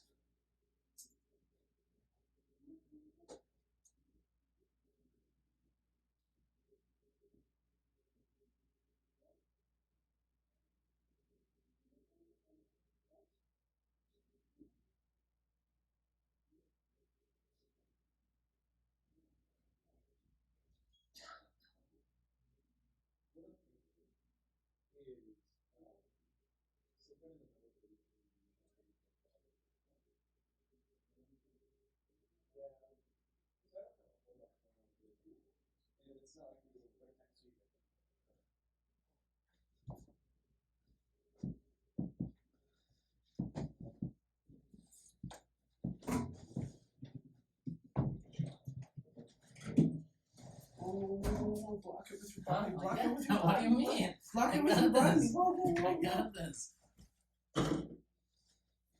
Pour me one and then you keep the other one. Okay, that's 113. Oh, you can't drink like that. This is mine. This is yours.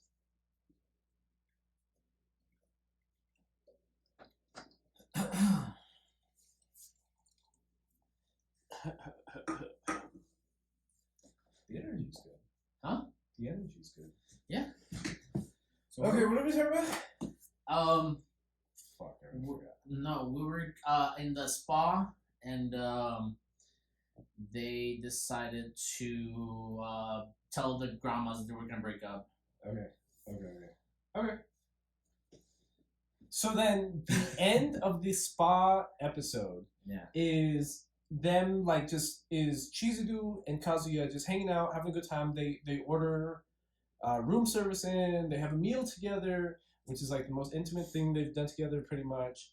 And they go to sleep together and Kazuya is trying not to come off like a creep because he knows he's a virgin creep. Like he knows that. Yeah. And but like the sensible side of his head tries being like, yo, I'm gonna go sleep in the restroom because it's like a Japanese hotel room is just one fucking cubicle. So he's just like, yo, I'm gonna go sleep in the restroom. I'll give you your privacy because I'm not trying to be weird right now. And she's just like, you know what? Like you saved my life because when I fell off that ferry, you came and got me, and you've been really nice and respectful. So maybe I'll let you sleep in this room. Just stay the fuck away from me in your little futon, and we'll just chill out, and we'll take it from there. Mm-hmm. So then the ending of that episode is like this monologue from Kazuya, because he's just like he realizes, he's like, I don't want to be a loser virgin forever. So just please let me date you through the Rent-A-Girlfriend service so that I can gain my confidence up and get a real girlfriend. Correct, yeah. And yeah, like straight up, he's like, he even like bows, doesn't he? He's like, I'm sorry, this and that, but I would like to continue to date you because of, I want to grow as a relationship person. Yeah. Yeah. And that's where we get into like episode 6. So then it's the end of the spa, and Chizuru has reluctantly decided to keep dating Kazuya. But what the issue in this episode is, Kazuya has a friend who's also a loser. Kuribayashi. Right, he's another nerd. Like he's animated with buck teeth, glasses, and he's like a creep. You know what I mean? He's also a loser like Kazuya. Yeah. But he's texting Kazuya, and he's like, "Yo, I got a girlfriend. Let's go on a double date together, so I can show off my girlfriend, and you can bring Chizuru." And that's where, like, one more time, Kazuya's got to like beg to Chizuru, like, please date me for a day so that I don't appear like a loser to somebody. So they go rock climbing together as a double date. And this is where we get introduced to Ruka Sadashina, and they rock climb together. And the thing with Ruka and the next girl, Sumi is, when they're introduced, Kazuya, in his in-head monologue that us as an audience are purview to, he will describe them as hot on par to Chizuru.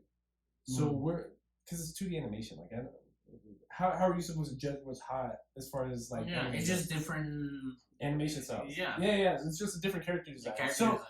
So they have to highlight to us, like, yo, she's hot on par with Chizuru, and that's the issue in this episode, because it's like Kazuya in his head is like, yo, like, this girl's way too hot for this my loser friend. Yeah, for my just like he's thinking, yo, everyone knows that Chizuru's too hot for me. Yeah. So at a certain point, that's where like Ruka confronts Chizuru, and she's like, yo, I know you're a fucking Rent-A-Girlfriend. And so the rest of the episode's just Chizuru and Kazuya being like, what? How did you know you're Rent-A-Girlfriend? She's about to tell my friend, and we're about to be outed, and then they're gonna make fun of you at school and college and all this other stuff. And that's where I don't know. Like they're like, they go on a date to a rock climbing place, like where you go and they have the walls with the little stumps and stuff. And Ruka, at some point, what's his name? Kishido? Yeah, that guy. Yeah, that guy. He leaves to go to the restroom, and he was like, Kuribayashi. When Kuribayashi goes to the we know from like the beginning of the day that Kuribayashi is being very like just drooling over this girl and just being like, look how, like, objectifying her almost. Yeah. And the reason Ruka confronted Chizuru was because she saw Kayusa acting like a regular person with her. Yeah. And he's like, what the fuck? I did have a point about this episode. This is the first instance where we see like a real, like, underhanded connection between Chizuru and Kazuya. Because they'll like look at each other, like how you can speak to somebody like being like, yo, keep this a secret, or like, yo, did you hear that, without having to say it. Like, you give them that look and they're like, yeah. That's where we get that like secret connection almost between Chizuru and Kazuya, because they're like trying to plan they're hiding their fake relationship around these two people. And this is the first sense we get that connection from them, is in this episode. And I thought that was cool, because I'm not spoiling anything by telling you that the plot to this season is that Chizuru should probably consider actually dating Kazuya, right? Because they get along well. You know what I mean? Like, And it turns almost into like a you scratch my back, I scratch your back kind of deal. Yeah. Because I think didn't Kazuya ask Shizuru for this day as a favor? Yeah. Right? Yeah. But then like after this day with Ruka and Ruka confronting her, Kazuya follows Kurobayashi? Yeah. Kurobayashi? Uh he follows them home and he sees the payment. So he also finds out that Ruka's a rental girlfriend, right? He didn't see the payment there. No? So like they leave the rock climbing spot. Chizuru's like, yo, I'm gonna dip, and she dips. So Ruka, Kurobayashi, and Kazuya are walking to the same train station. They go, but this is Ruka's train station, and she goes into the station. Kurobayashi's like, yo, I'm gonna dip too.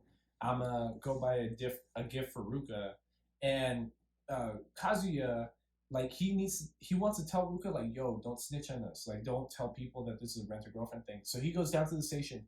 Ruka's there waiting for him, and that's that episode transition there. The end of episode 6 is him going to confront her. The start of episode 7, provisional girlfriend and girlfriend, is that scene with Ruka, and so she's just like, yo, I know she's a rent-a-girlfriend. I'm not gonna tell nobody. I'm not a snitch, but like she's way too involved talking about your grandmother and stuff, and I think that's wrong as a rent-a-girlfriend.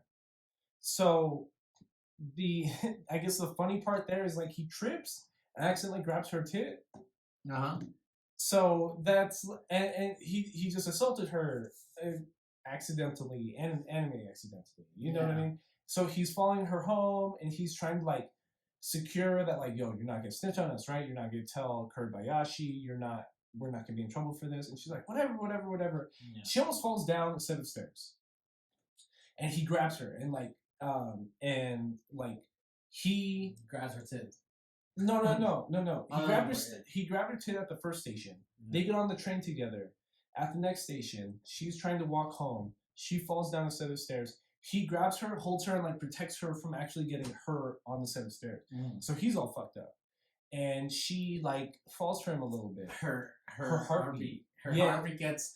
And this seems very psychopathy, and this is my only argument against making Ruka the best girl, because that's a little psychopathy. You think so? I don't know. I like a lot of things make my heart rate bad and good. Yeah. I think you're right, because I think falling down like 3 flights of stairs would also make my adrenaline go up. You know what I'm saying? Yeah. So then the scene there is like, the very next scene is Ruka goes to college to confront Kazuya, and Kazuya is there. It's just like, yo, why are you here? Kurobayashi's gonna see me. He's gonna get jealous, and they hide in a classroom together. And she uses an app to check her heartbeat because she's hiding under like a teaching pedestal with Kazuya, and that's where like she figures out that her heart rate really is higher because of Kazuya. So then she apologizes to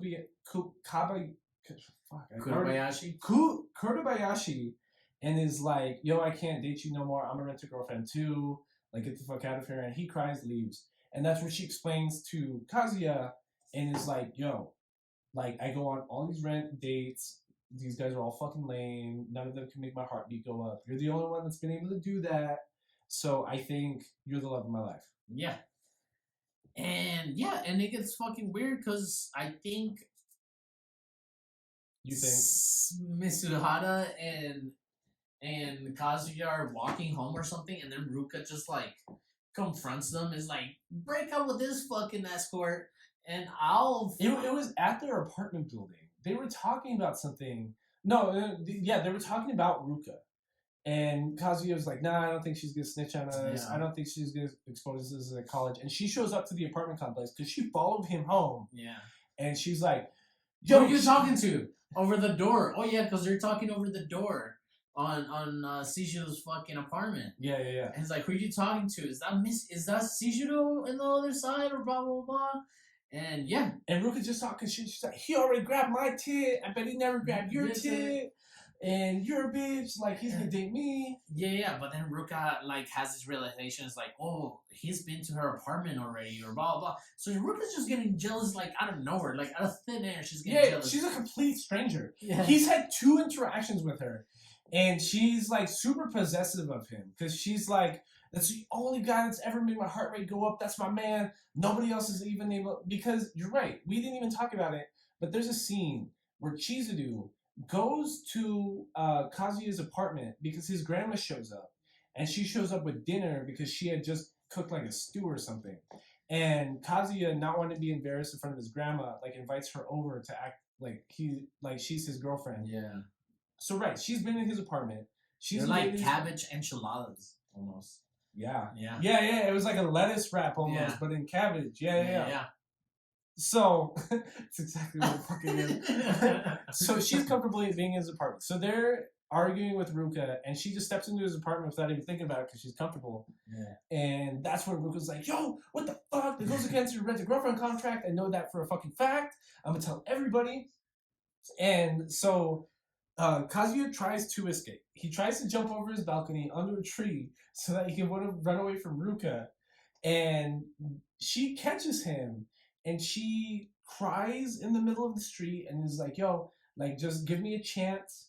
This will be like a trial run, which is super, like, not, like, have some self respect. Like, if you're going to date somebody, make them date you. Why would you agree to, like, a trial run of dating somebody? Like, that's what hurts me about Ruka's character right there is that, like, she doesn't have that self-respect enough to realize like value herself. Yeah. Like if she's described as hot as Chizuru, and Chizuru's always described as like the hottest thing to fucking walk. It's almost like a declaration of love, and because of her frustration, it's like it's just like let's date, which you should always do if you want to think about a serious relationship with somebody. Like this is what a lot of people fucking upset me about like our generation is that they think that the next person they meet is gonna be their love of their life. It's like, no, dude, you gotta date people. You gotta date people. You know what I'm saying? I've had friends that are convinced that every person they date's the love of their life. You know what I'm saying? And they'll date somebody for 6 months and then be totally distraught for 8 months afterwards and be convinced that like, or people that convince themselves that fighting all the time is good. It's like, no, dog. It's like, you know what I'm saying? Like that's probably not the best deal. You know what I'm saying? Yeah. So you gotta go out there and date, but like this girl is just like, oh please, I'll give you a free run just so you can get to know me. It's kind of weird. It's like, imagine a stripper said that to you. Yeah. Like you don't even gotta pay me. Yeah, a little bit. So that's what ends up because at this point, like Kazuya's coming to terms with like he really likes Chizuru, right? Like, and Chizuru is still under the impression that she is rent-a-girlfriend dating him to get his confidence up so that he can get a real girlfriend, right? Which she presumes to be mommy. Like he's gonna get his ex back. So she's like, I think this is good for you to get your confidence up if you do this trial run and date Ruka. But the issue there is Ruka is also in high school. And it's not an issue in the anime. It's an issue in my head and me trying to understand this anime. Because that almost seems manipulative because she is dealing with all these 19, 20-year-old adults in college. And she's presumed to be a third year, which is a senior like in American high school. So it's not like she's only a couple years off. She's presumed to be like 17, 18, right? So it's not super weird, but it's a little. It's not weird. It's a little taking advantage of like. She's already in an agency doing rent-a-girlfriend stuff. Yes, and through the rent-a-girlfriend service, she presumes herself to be grown because she's going on dates with these grown men, and she's able to handle herself, and she thinks she's acting like an adult. But it's so at this point, it feels like Kazuya is leading on Ruka because she has a juvenile concept of what it means to date somebody. I completely agree with you, and not only that, Kazuya falling in love with Chizuru, he's an impossible. So he's like, fuck, I gotta. He almost takes her as a scapegoat to Chizuru. Yeah, it's almost what Mommy did to him. Yeah, like Mommy was trying to manipulate like how much Kazuya liked her, and just to get to like feel something. You know what I mean? So it feels like the same kind of fucked up logic to be like, but without the but without the trying to hurt someone else. Like, you know what I'm saying? Yeah, Like, mommy was just being straight like a sociopath about it. yeah, Like, and Kazusa is almost using Ruka like just as a rebound, you know, like trying to get over. Yes, like a rebound. Yeah, exactly. Okay, yeah, I completely agree. I hadn't put it into terms like that, like a rebound or something like that. Mm-hmm. So then that's where. By the way, a rebound. I'm So now Kazuya's got the rebound girlfriend, right? Yeah. But then episode 7, provisional girlfriend and girlfriend. The issue there is that it's grandma's birthday or something. It's Kazuya's grandma's birthday, and she invites the family out, and she's like, "Chizudu better fucking be there because you know she's still slapping." Yeah, she's still under depression, but like that's the future mother of my grandchildren, so that bitch better be there. And that's and then we get in this weird scene because Kazuya's dating Ruka right now, like that's his girlfriend, and but he's been blowing her off because he doesn't really like her, and she's not needy, but she's just trying to act like a girlfriend. You know what I mean? Like she texts him, and Kazuya's like, "Oh, why is she texting me? Because it's your girlfriend, asshole." Like, and again, I think I've seen this issue in real life when people make themselves too available with somebody, and the other person sees it as you know, like one person doesn't take it seriously as the other person, and that becomes an issue. Yeah, obviously. Because the other person feels guilty that they don't feel the same way towards the other person when the other person is pretty much just, you know, doing the most. Yeah, because that becomes the...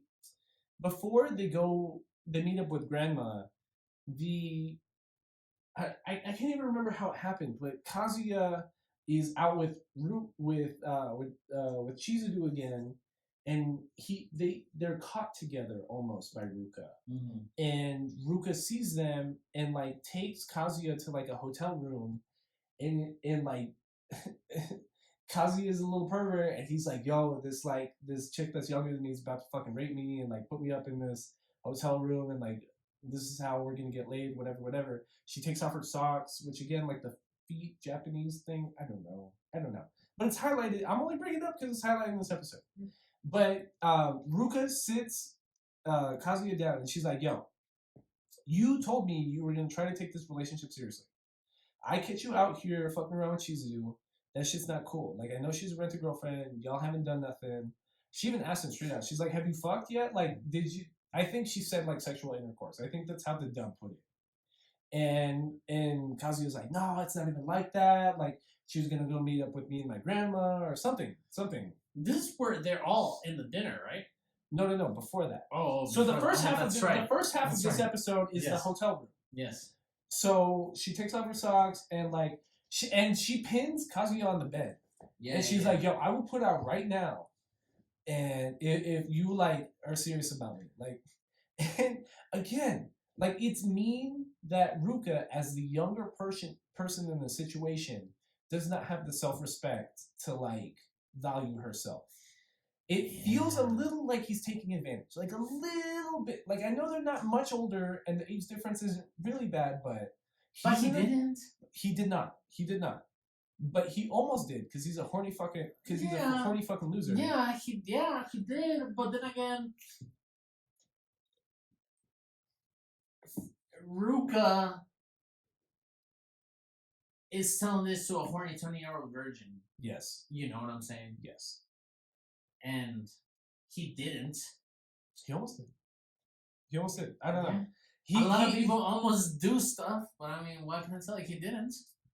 And that... If intention was a crime, he'd be guilty. And that would have been the defining line between domestic girlfriend and rental girlfriend. Yeah. Like, if Kaguya would have taken advantage of Ruka being so vulnerable and so... If this was domestic, they would have fucked. Yeah, if this was domestic, they would have fucking gone to it. Yeah. You know what I'm saying? Yeah. So this is those kind of examples where it draws a line between rent-a-girlfriend and domestic. But at that instant, I almost wish it was... Because, like, that's what I'm saying. I need rent-a-girlfriend but you're like, he didn't.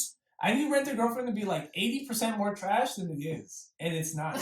It takes itself too seriously, and it's kind of a little bit upsetting. Like I need a little bit of trash. Be spicy. Yes, come on. Spicy. We're at like a 3 on the spice level. I need that 10. I need that 10, bro. If you're gonna make it spicy, make it all the way spicy. And I think this should be another genre of anime. Just make shit spicy. Hentai, but not hentai. Just like no, and it's not even hentai because it's not like High School DxD or anything like that. I've never seen High School DxD. I haven't either. I just seen I've seen scenes because of Lloyd. Yeah.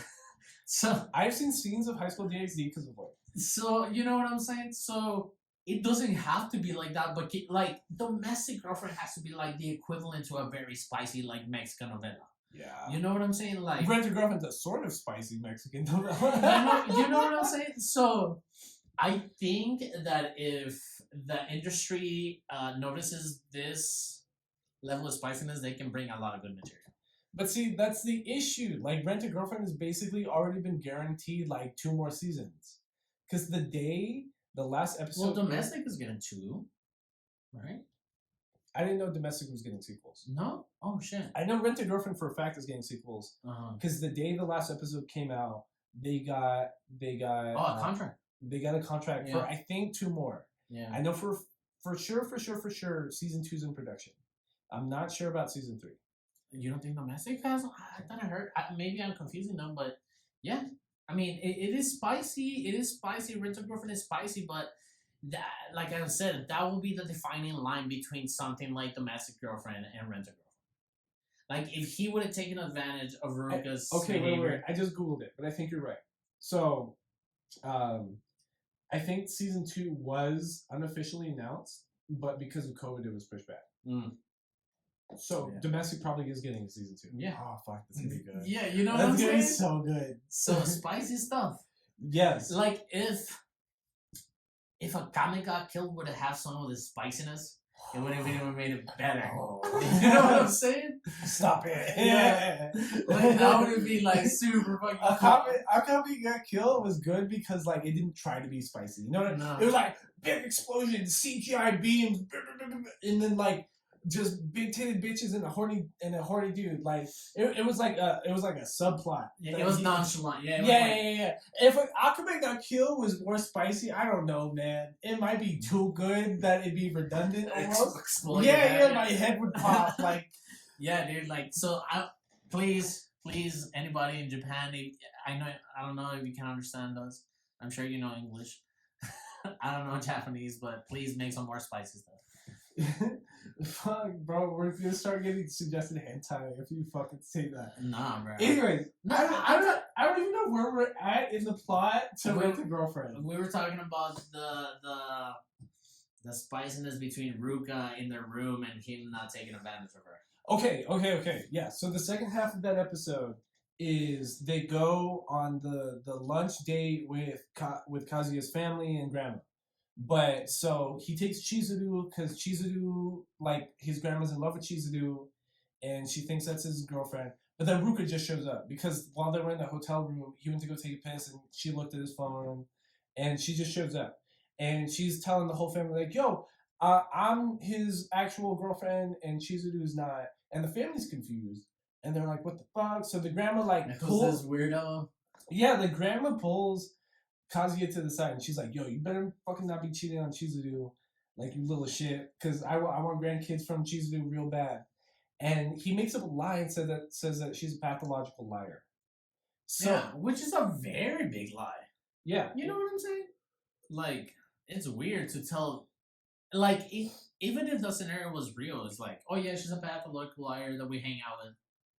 Yeah, that doesn't even make sense. Yeah, it doesn't even make sense. The only reason the anime is able to logic it out is because the grandma's just like, yeah, you're such a fucking loser. That why would 2 girls hang out with you? Yeah, why would 2 girls like you? I have to believe that's true because there's no way that Ruka, who's as hot as Chizuru, also likes you. Yeah.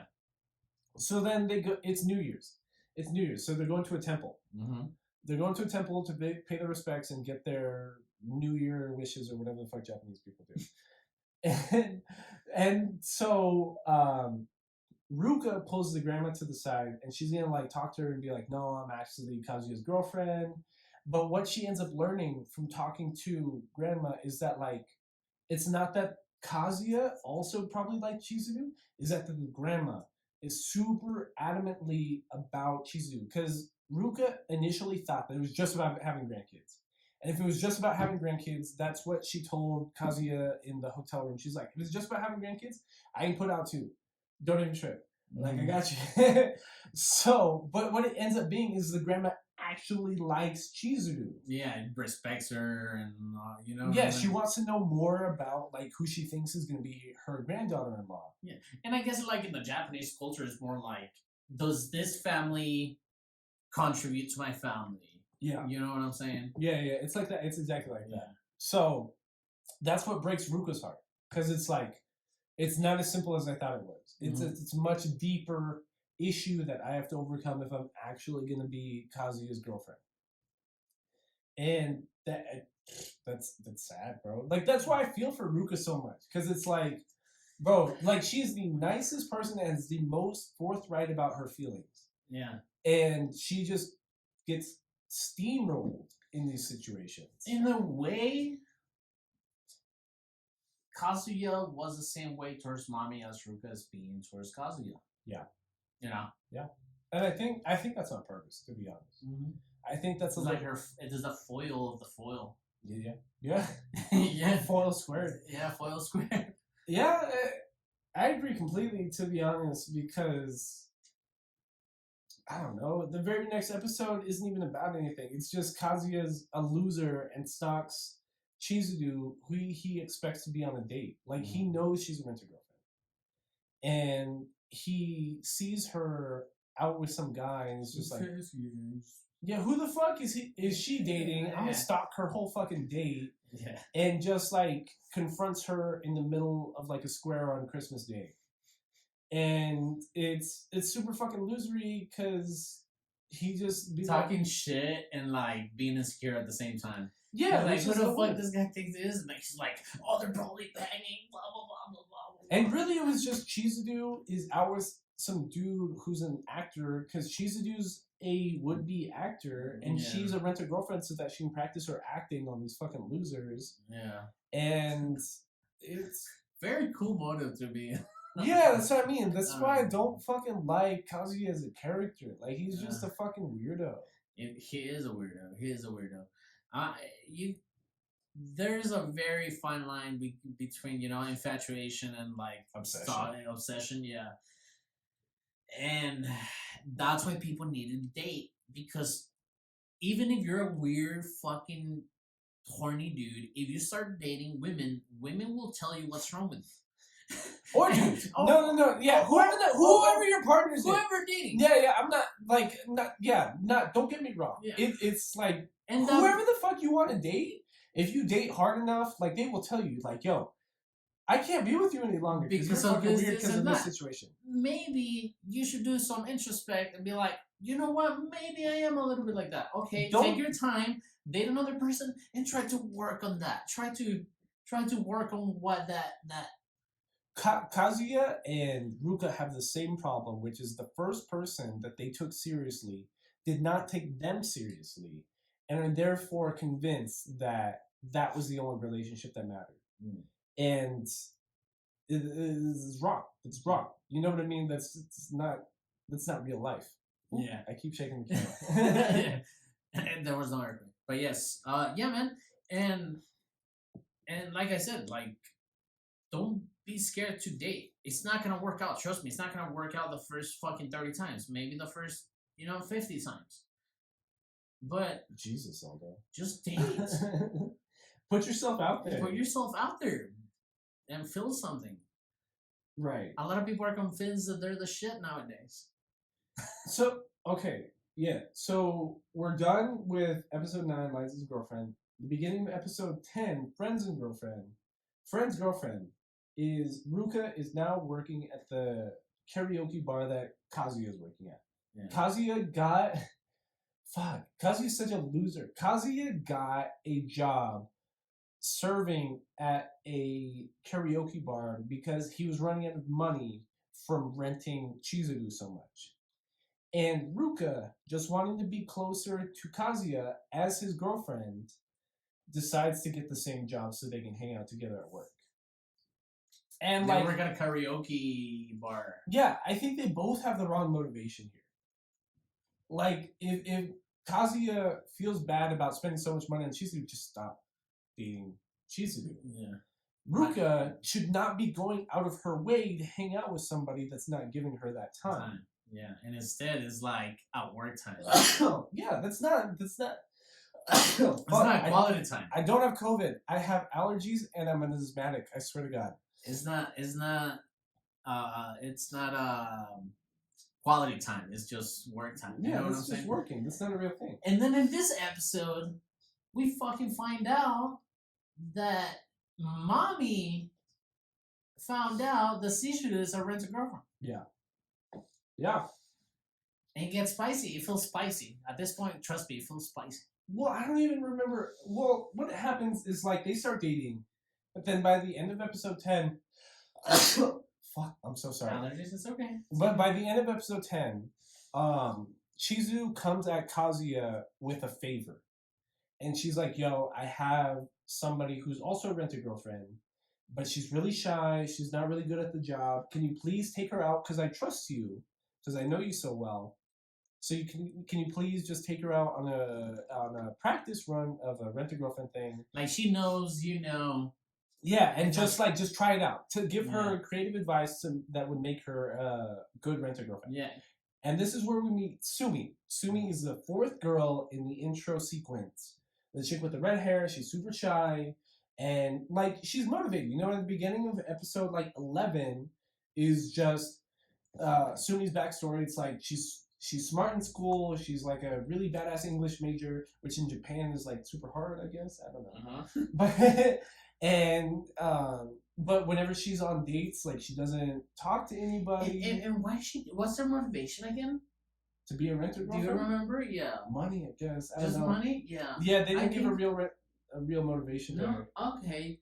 Yeah, but we know that she's super shy and she's like the reviews on her are really bad. Yeah, like because she's shy. Yeah, because even Chizuru's like, yo, the agency's getting a bunch of bad reviews because she doesn't open up during dates. Mm-hmm. So Kazuya goes, and again, this is where we get that piece of dialogue that's like, oh shit, she's on equal footing with Ruka and Chizuru. Yeah, and Chizuru. And Mommy.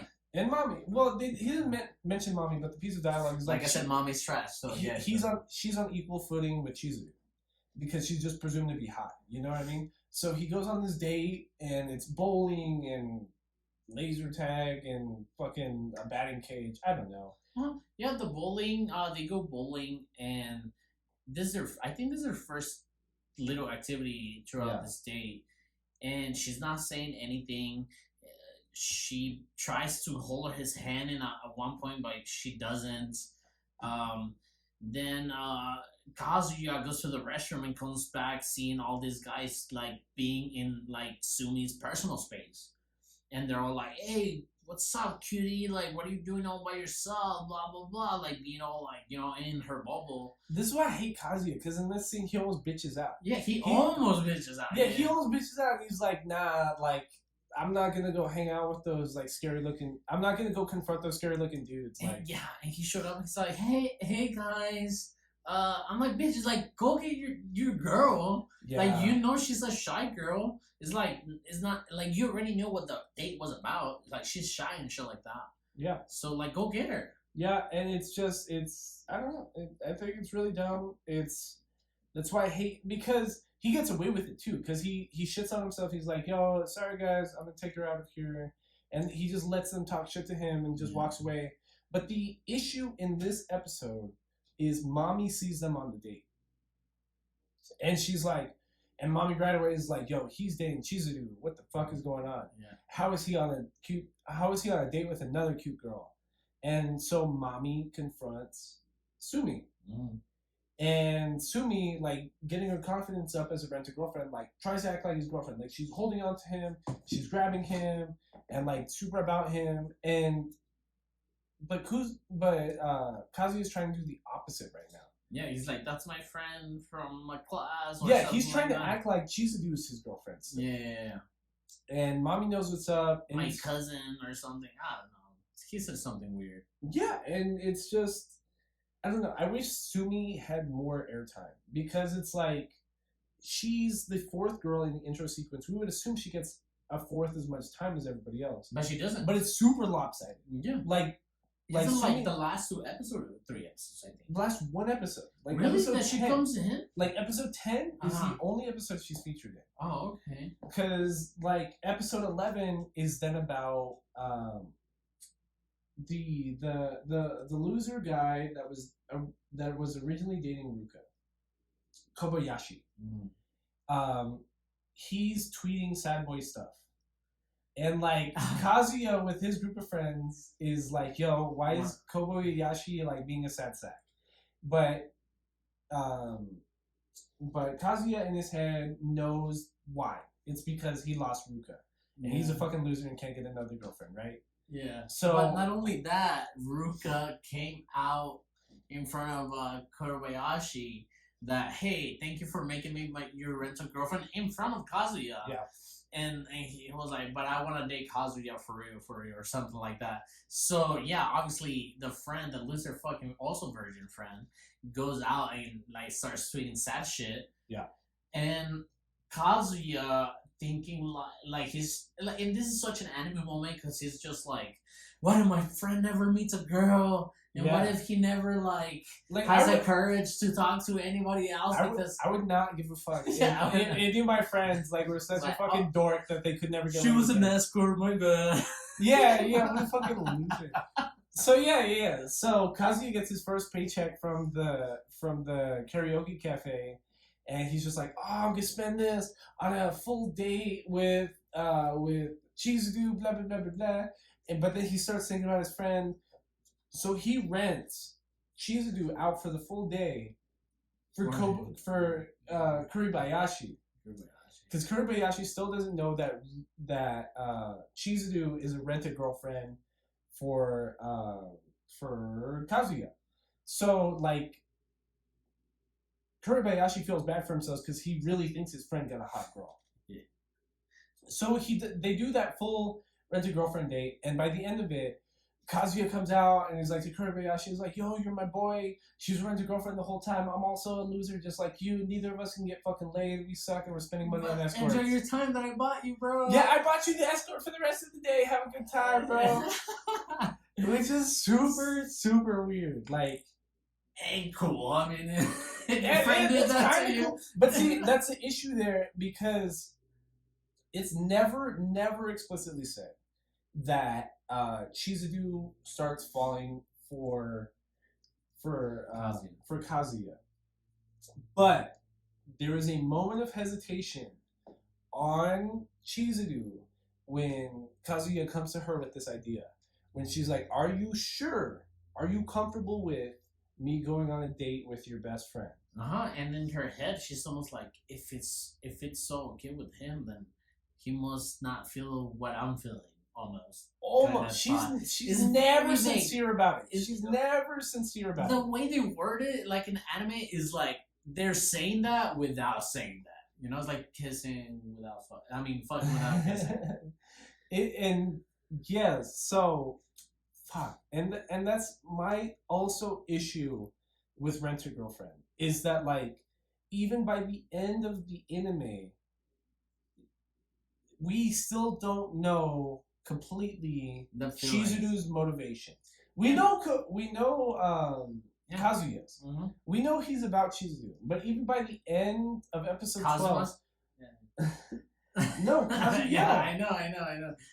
But Chizudu, we're not entirely sure if she really likes him or not. And that vagueness is what I think hurts the plot. It's so vague and so direct that you know it is a thing, but the thing is not telling you it's a thing, so it's not canon almost. Yeah. You know what I'm saying? Yeah. And fuck, that shit's so annoying. It's so annoying. And I think that's what we were trying to say at the beginning, that you almost know what's going on, but it doesn't tell you what's going on. Like, the spice is you waiting for that moment of confirmation. Yeah, because, like, every anime has a moment of confession where it's like, oh, I love you, blah, blah, blah, son, blah, blah, blah, blah, blah. But we never get that in this anime, and that's what keeps you back, because we're just waiting for Chizuru just to one episode just be like, "Oh, I love you, Kazuya-san. Like you're the greatest thing ever, and we should totally buck and blah blah blah blah blah." Yeah, man, and it's great. I think it's spicy enough. No, it's not spicy enough. You want I need more spice. Yeah, I need more spice. I need 80% more spice. I think spicy enough if you're entry level into spice. I think domestic girlfriend is a little bit more like intermediate. It's a little bit too much spice for some people. You know what I'm saying? So Yeah, I think for an intro anime watching person, I think. Hold on, we're not done. We're not done. I'm just saying. Last plot line is Mommy has figured out that Chizuru is a rent-a-girlfriend. Yes. So Mommy rents out Chizuru for the day. At the karaoke cafe that both Ruka and Kazuya work at. So, Ruka is still super weird about Kazuya not being honest about his feelings, and she still doesn't know what's up. But he, like, kind of sits her down and is... I don't know. He feels bad for like leading her on almost, but then he still does it. Yeah. Right. So, but then while he's having that conversation with Ruka, he sees Chizuru walking into the anime cafe into a room, and so he's spying on that karaoke room and sees that Mommy's in there with her.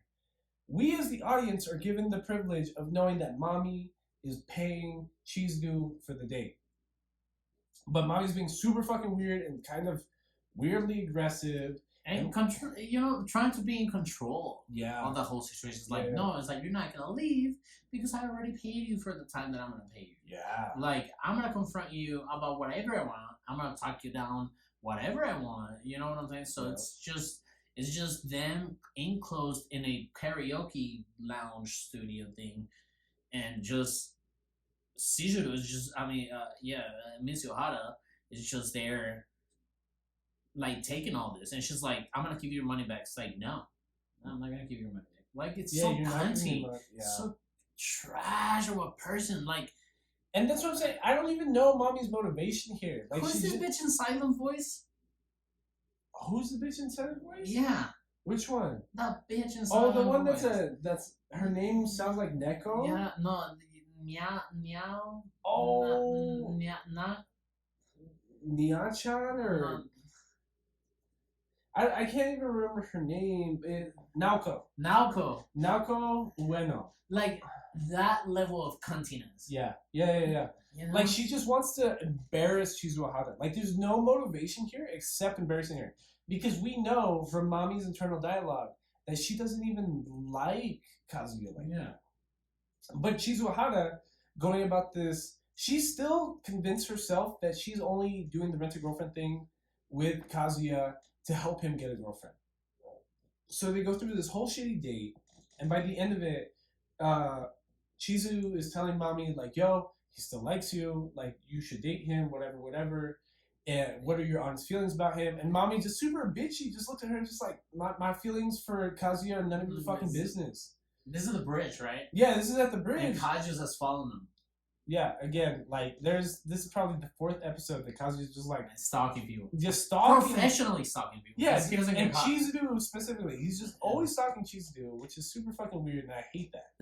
I hate that that's a plot device in this.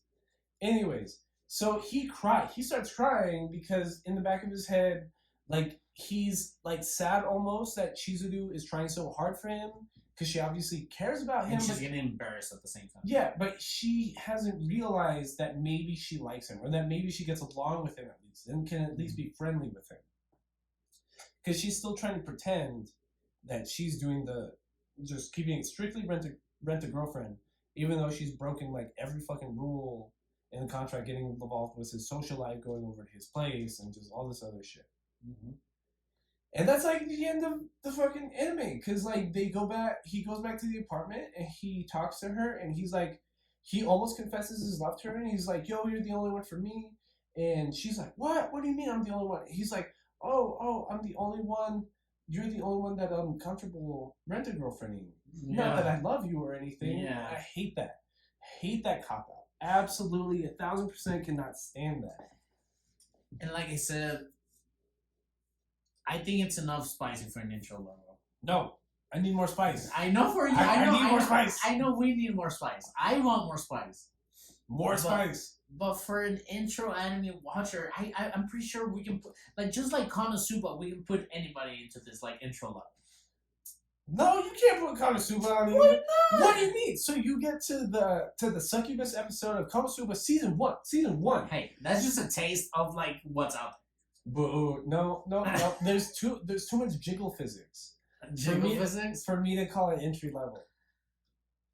But anyways, Yes. that was Rent a Girlfriend.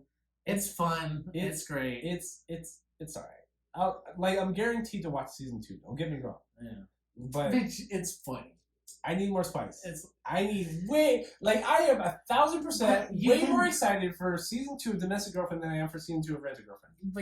but you cannot compare them in spicy levels because it's a different type of story. I need trash, bro. I need some It's trash. Mud, some Yeah, very that's what I'm saying. smut. I need, if I'm gonna do this, What's the new anime that it's in this season that came out this winter season? The love one. I know you've been watching it Oh, because fuck, it's I in the already fucking Funimation. Yeah. Stop getting on my fucking Funimation account, bro. hey, we have It's- podcasts to do. It's called it's like Horimishi. Wait. Nerd down. Nerd down. We We almost paused it, but we're not gonna yeah, pause it. no, Are we no, not no. taking a key break? Yes. Okay. I'm looking this up.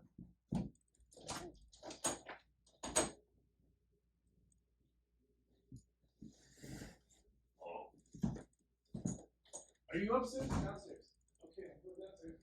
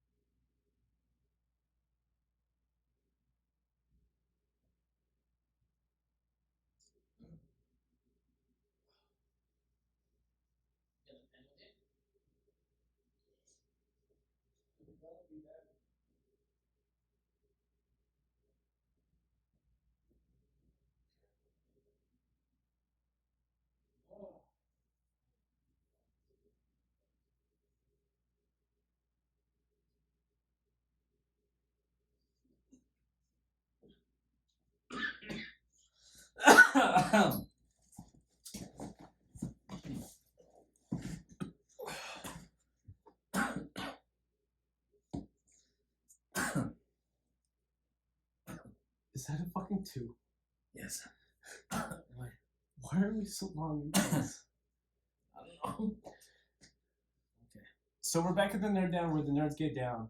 And what I was going to bring up is that, so the current anime, like the current rom-com anime this season is called Horimiya, like you were talking about. Horimiya. And the thing about Horimiya is it's not spicy at all. There's Really? zero spice. I thought it was You gonna be spicy. no, you would hate it.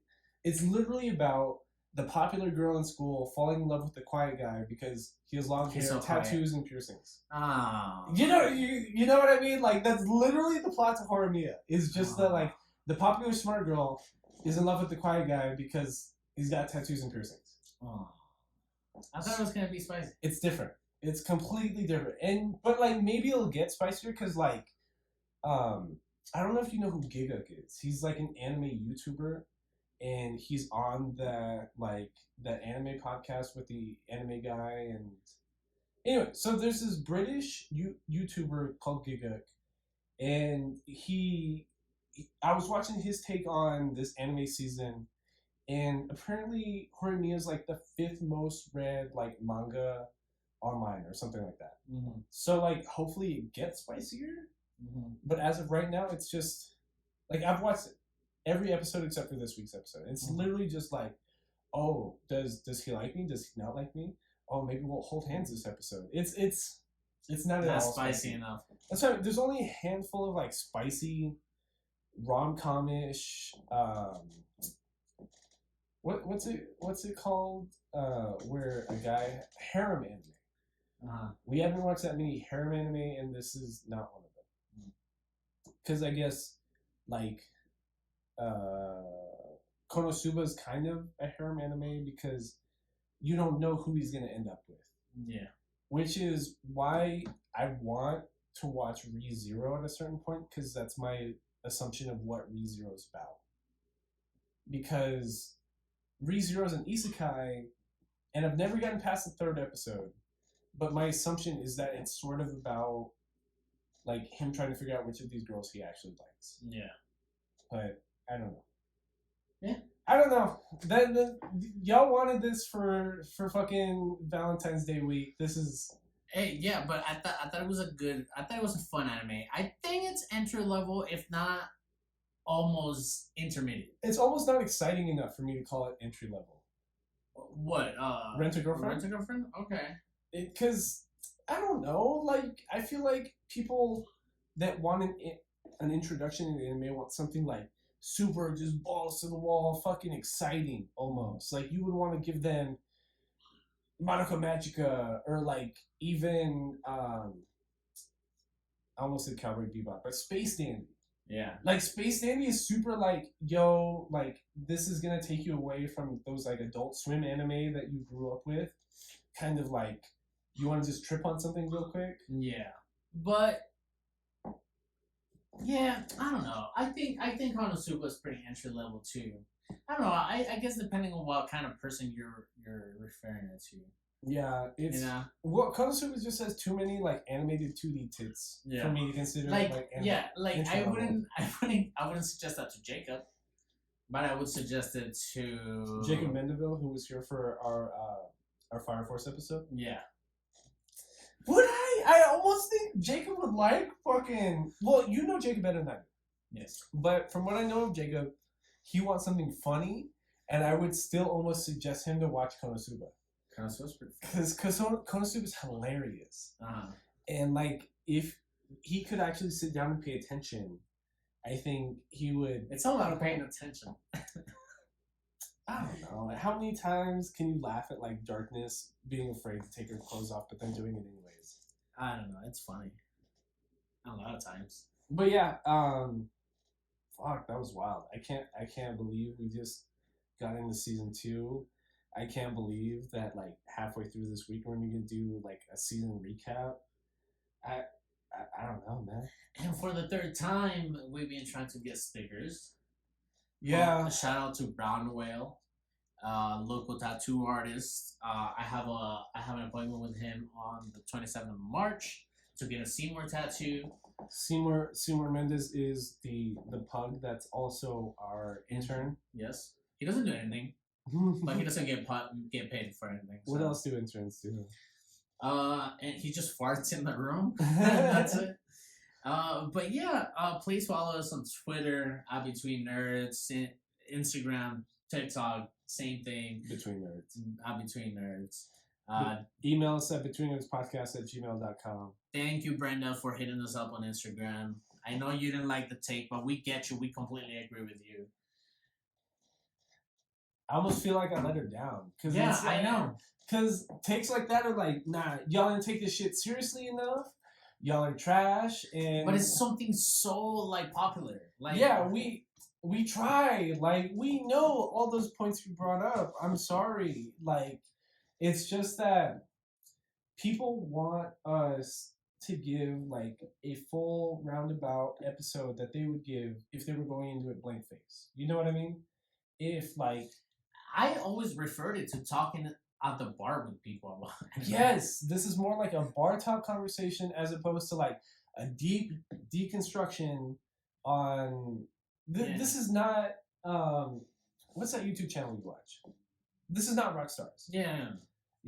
We're not trying to deconstruct wholly every episode of WandaVision. And brain pick it and shit like that. So, like, I don't know. I can't tell you the amount of times we went to Tin Man specifically and had a conversation with some random What's about... Tin Man?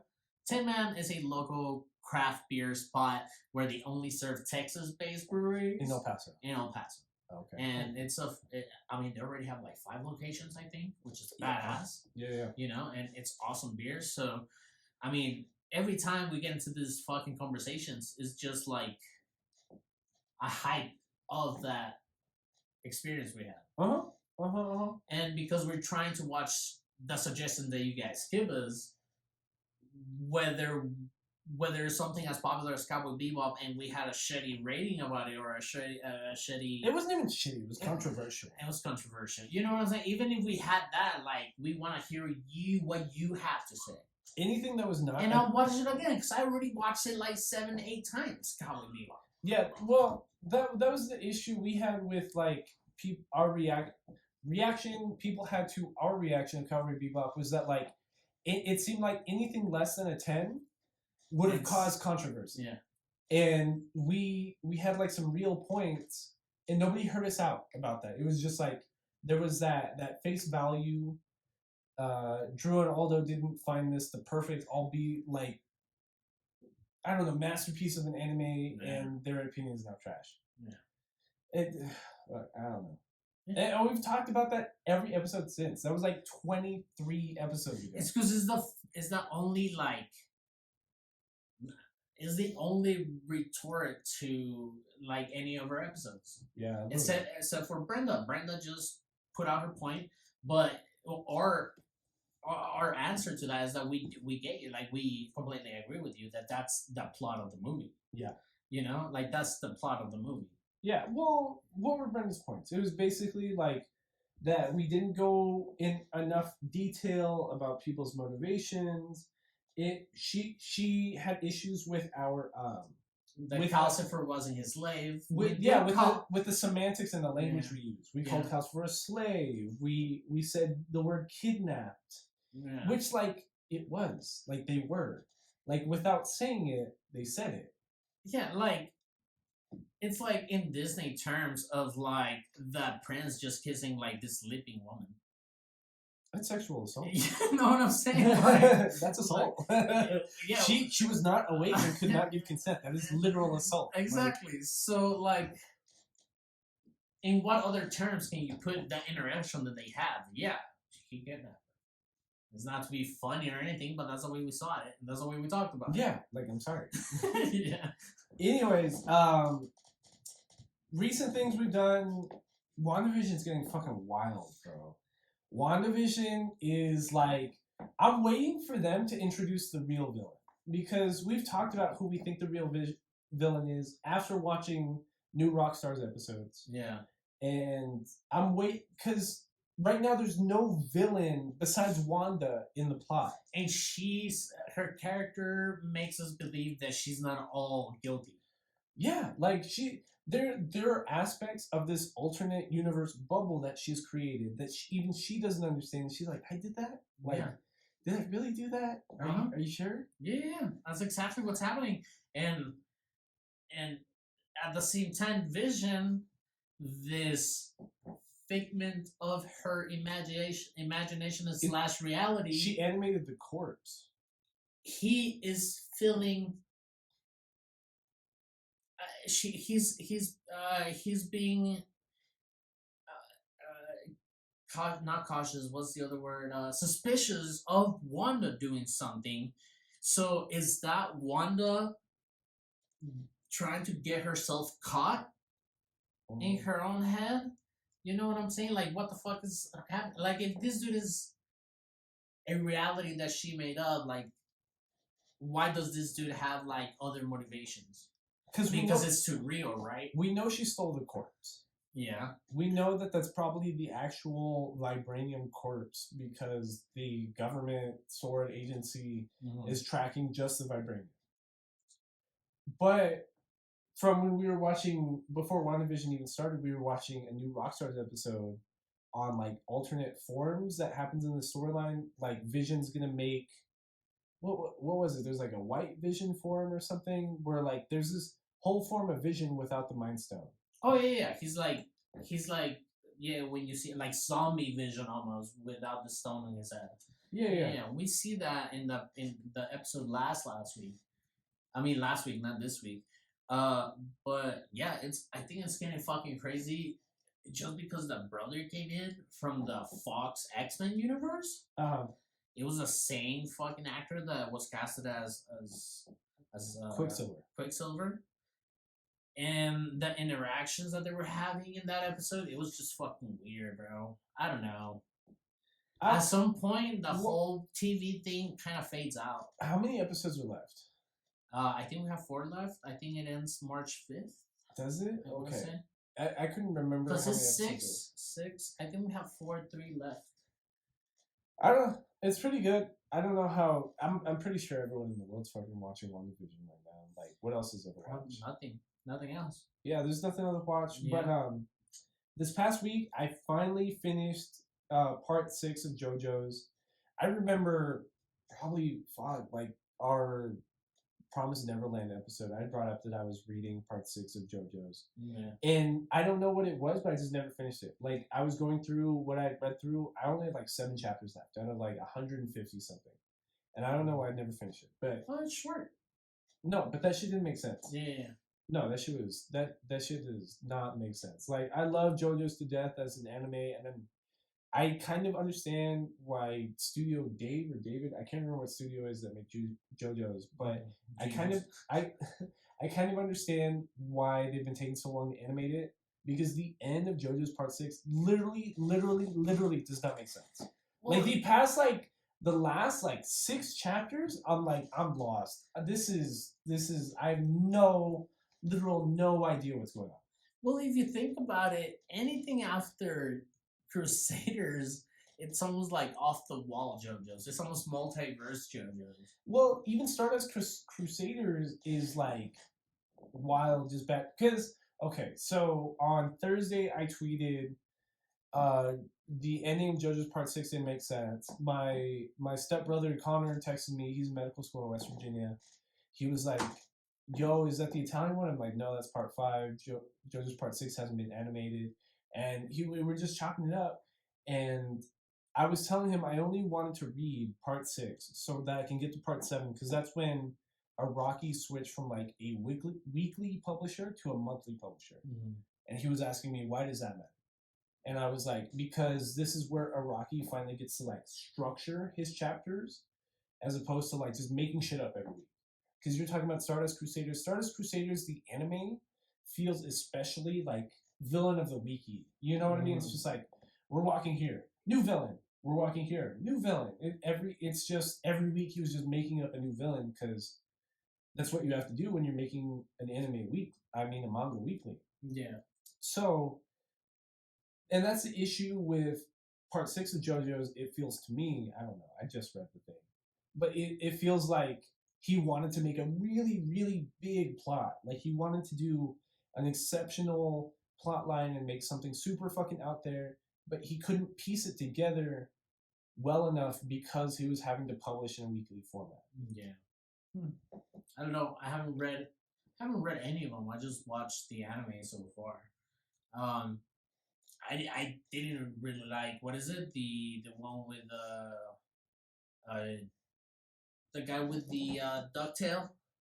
Oh, part 4? 4, I think. Diamond is Unbreakable? Yeah, Diamond's Unbreakable. I love that one because that one has like the best music, I think. It has. Diamond is Unbreakable literally. Okay, has don't the get me best wrong. It's the one that I it's the one that I don't that I dislike the most, but it's not bad. Cause it has fucking, what's the fucking cat? The queen, Killer Queen? Yeah, yeah, and it's Yeah. like one of the best fucking villains. Like his like Killer Queen's motivations are like the most fucked up because he's literally a serial killer. It's literally called David Production. Yeah. David Production produces JoJo's. Yeah. But I don't know. Dope shit. Waiting for David Production to see what they do with JoJo's. We'll put JoJo's on a fucking poll soon. Well, we've tried that before, but these nerds literally don't want to watch JoJo's, and I don't know what it is. Nobody wants like to watch the it. best anime memes come out of JoJo's. Yeah. But these nerds that listen to us just can't stand JoJo's. I don't know. I don't know, dude. But what else we got? Please visit. We're gonna retweet the page for my girlfriend's uncle, his GoFundMe for his therapy and chemotherapy. That's it. That's all. Please, all I got. please use hashtag Immigrant Nerds to be entered into our giveaway. If you don't want to use it, please like, comment, or retweet anything you want with that hashtag, and we'll do some donations. Yeah. You know, we got $50 now from that one Instagram post. So yeah, just shout out to everybody that's been listening to us. Give us feedback on literally everything. Between Nerds, Instagram, Twitter, TikTok, the email BetweenNerdsPodcast@gmail.com. Just thank you very much, guys. We appreciate you so much. Maybe we'll get some video clips out of this time. This has been Between Nerds. Oh, how do I stop this? This is Between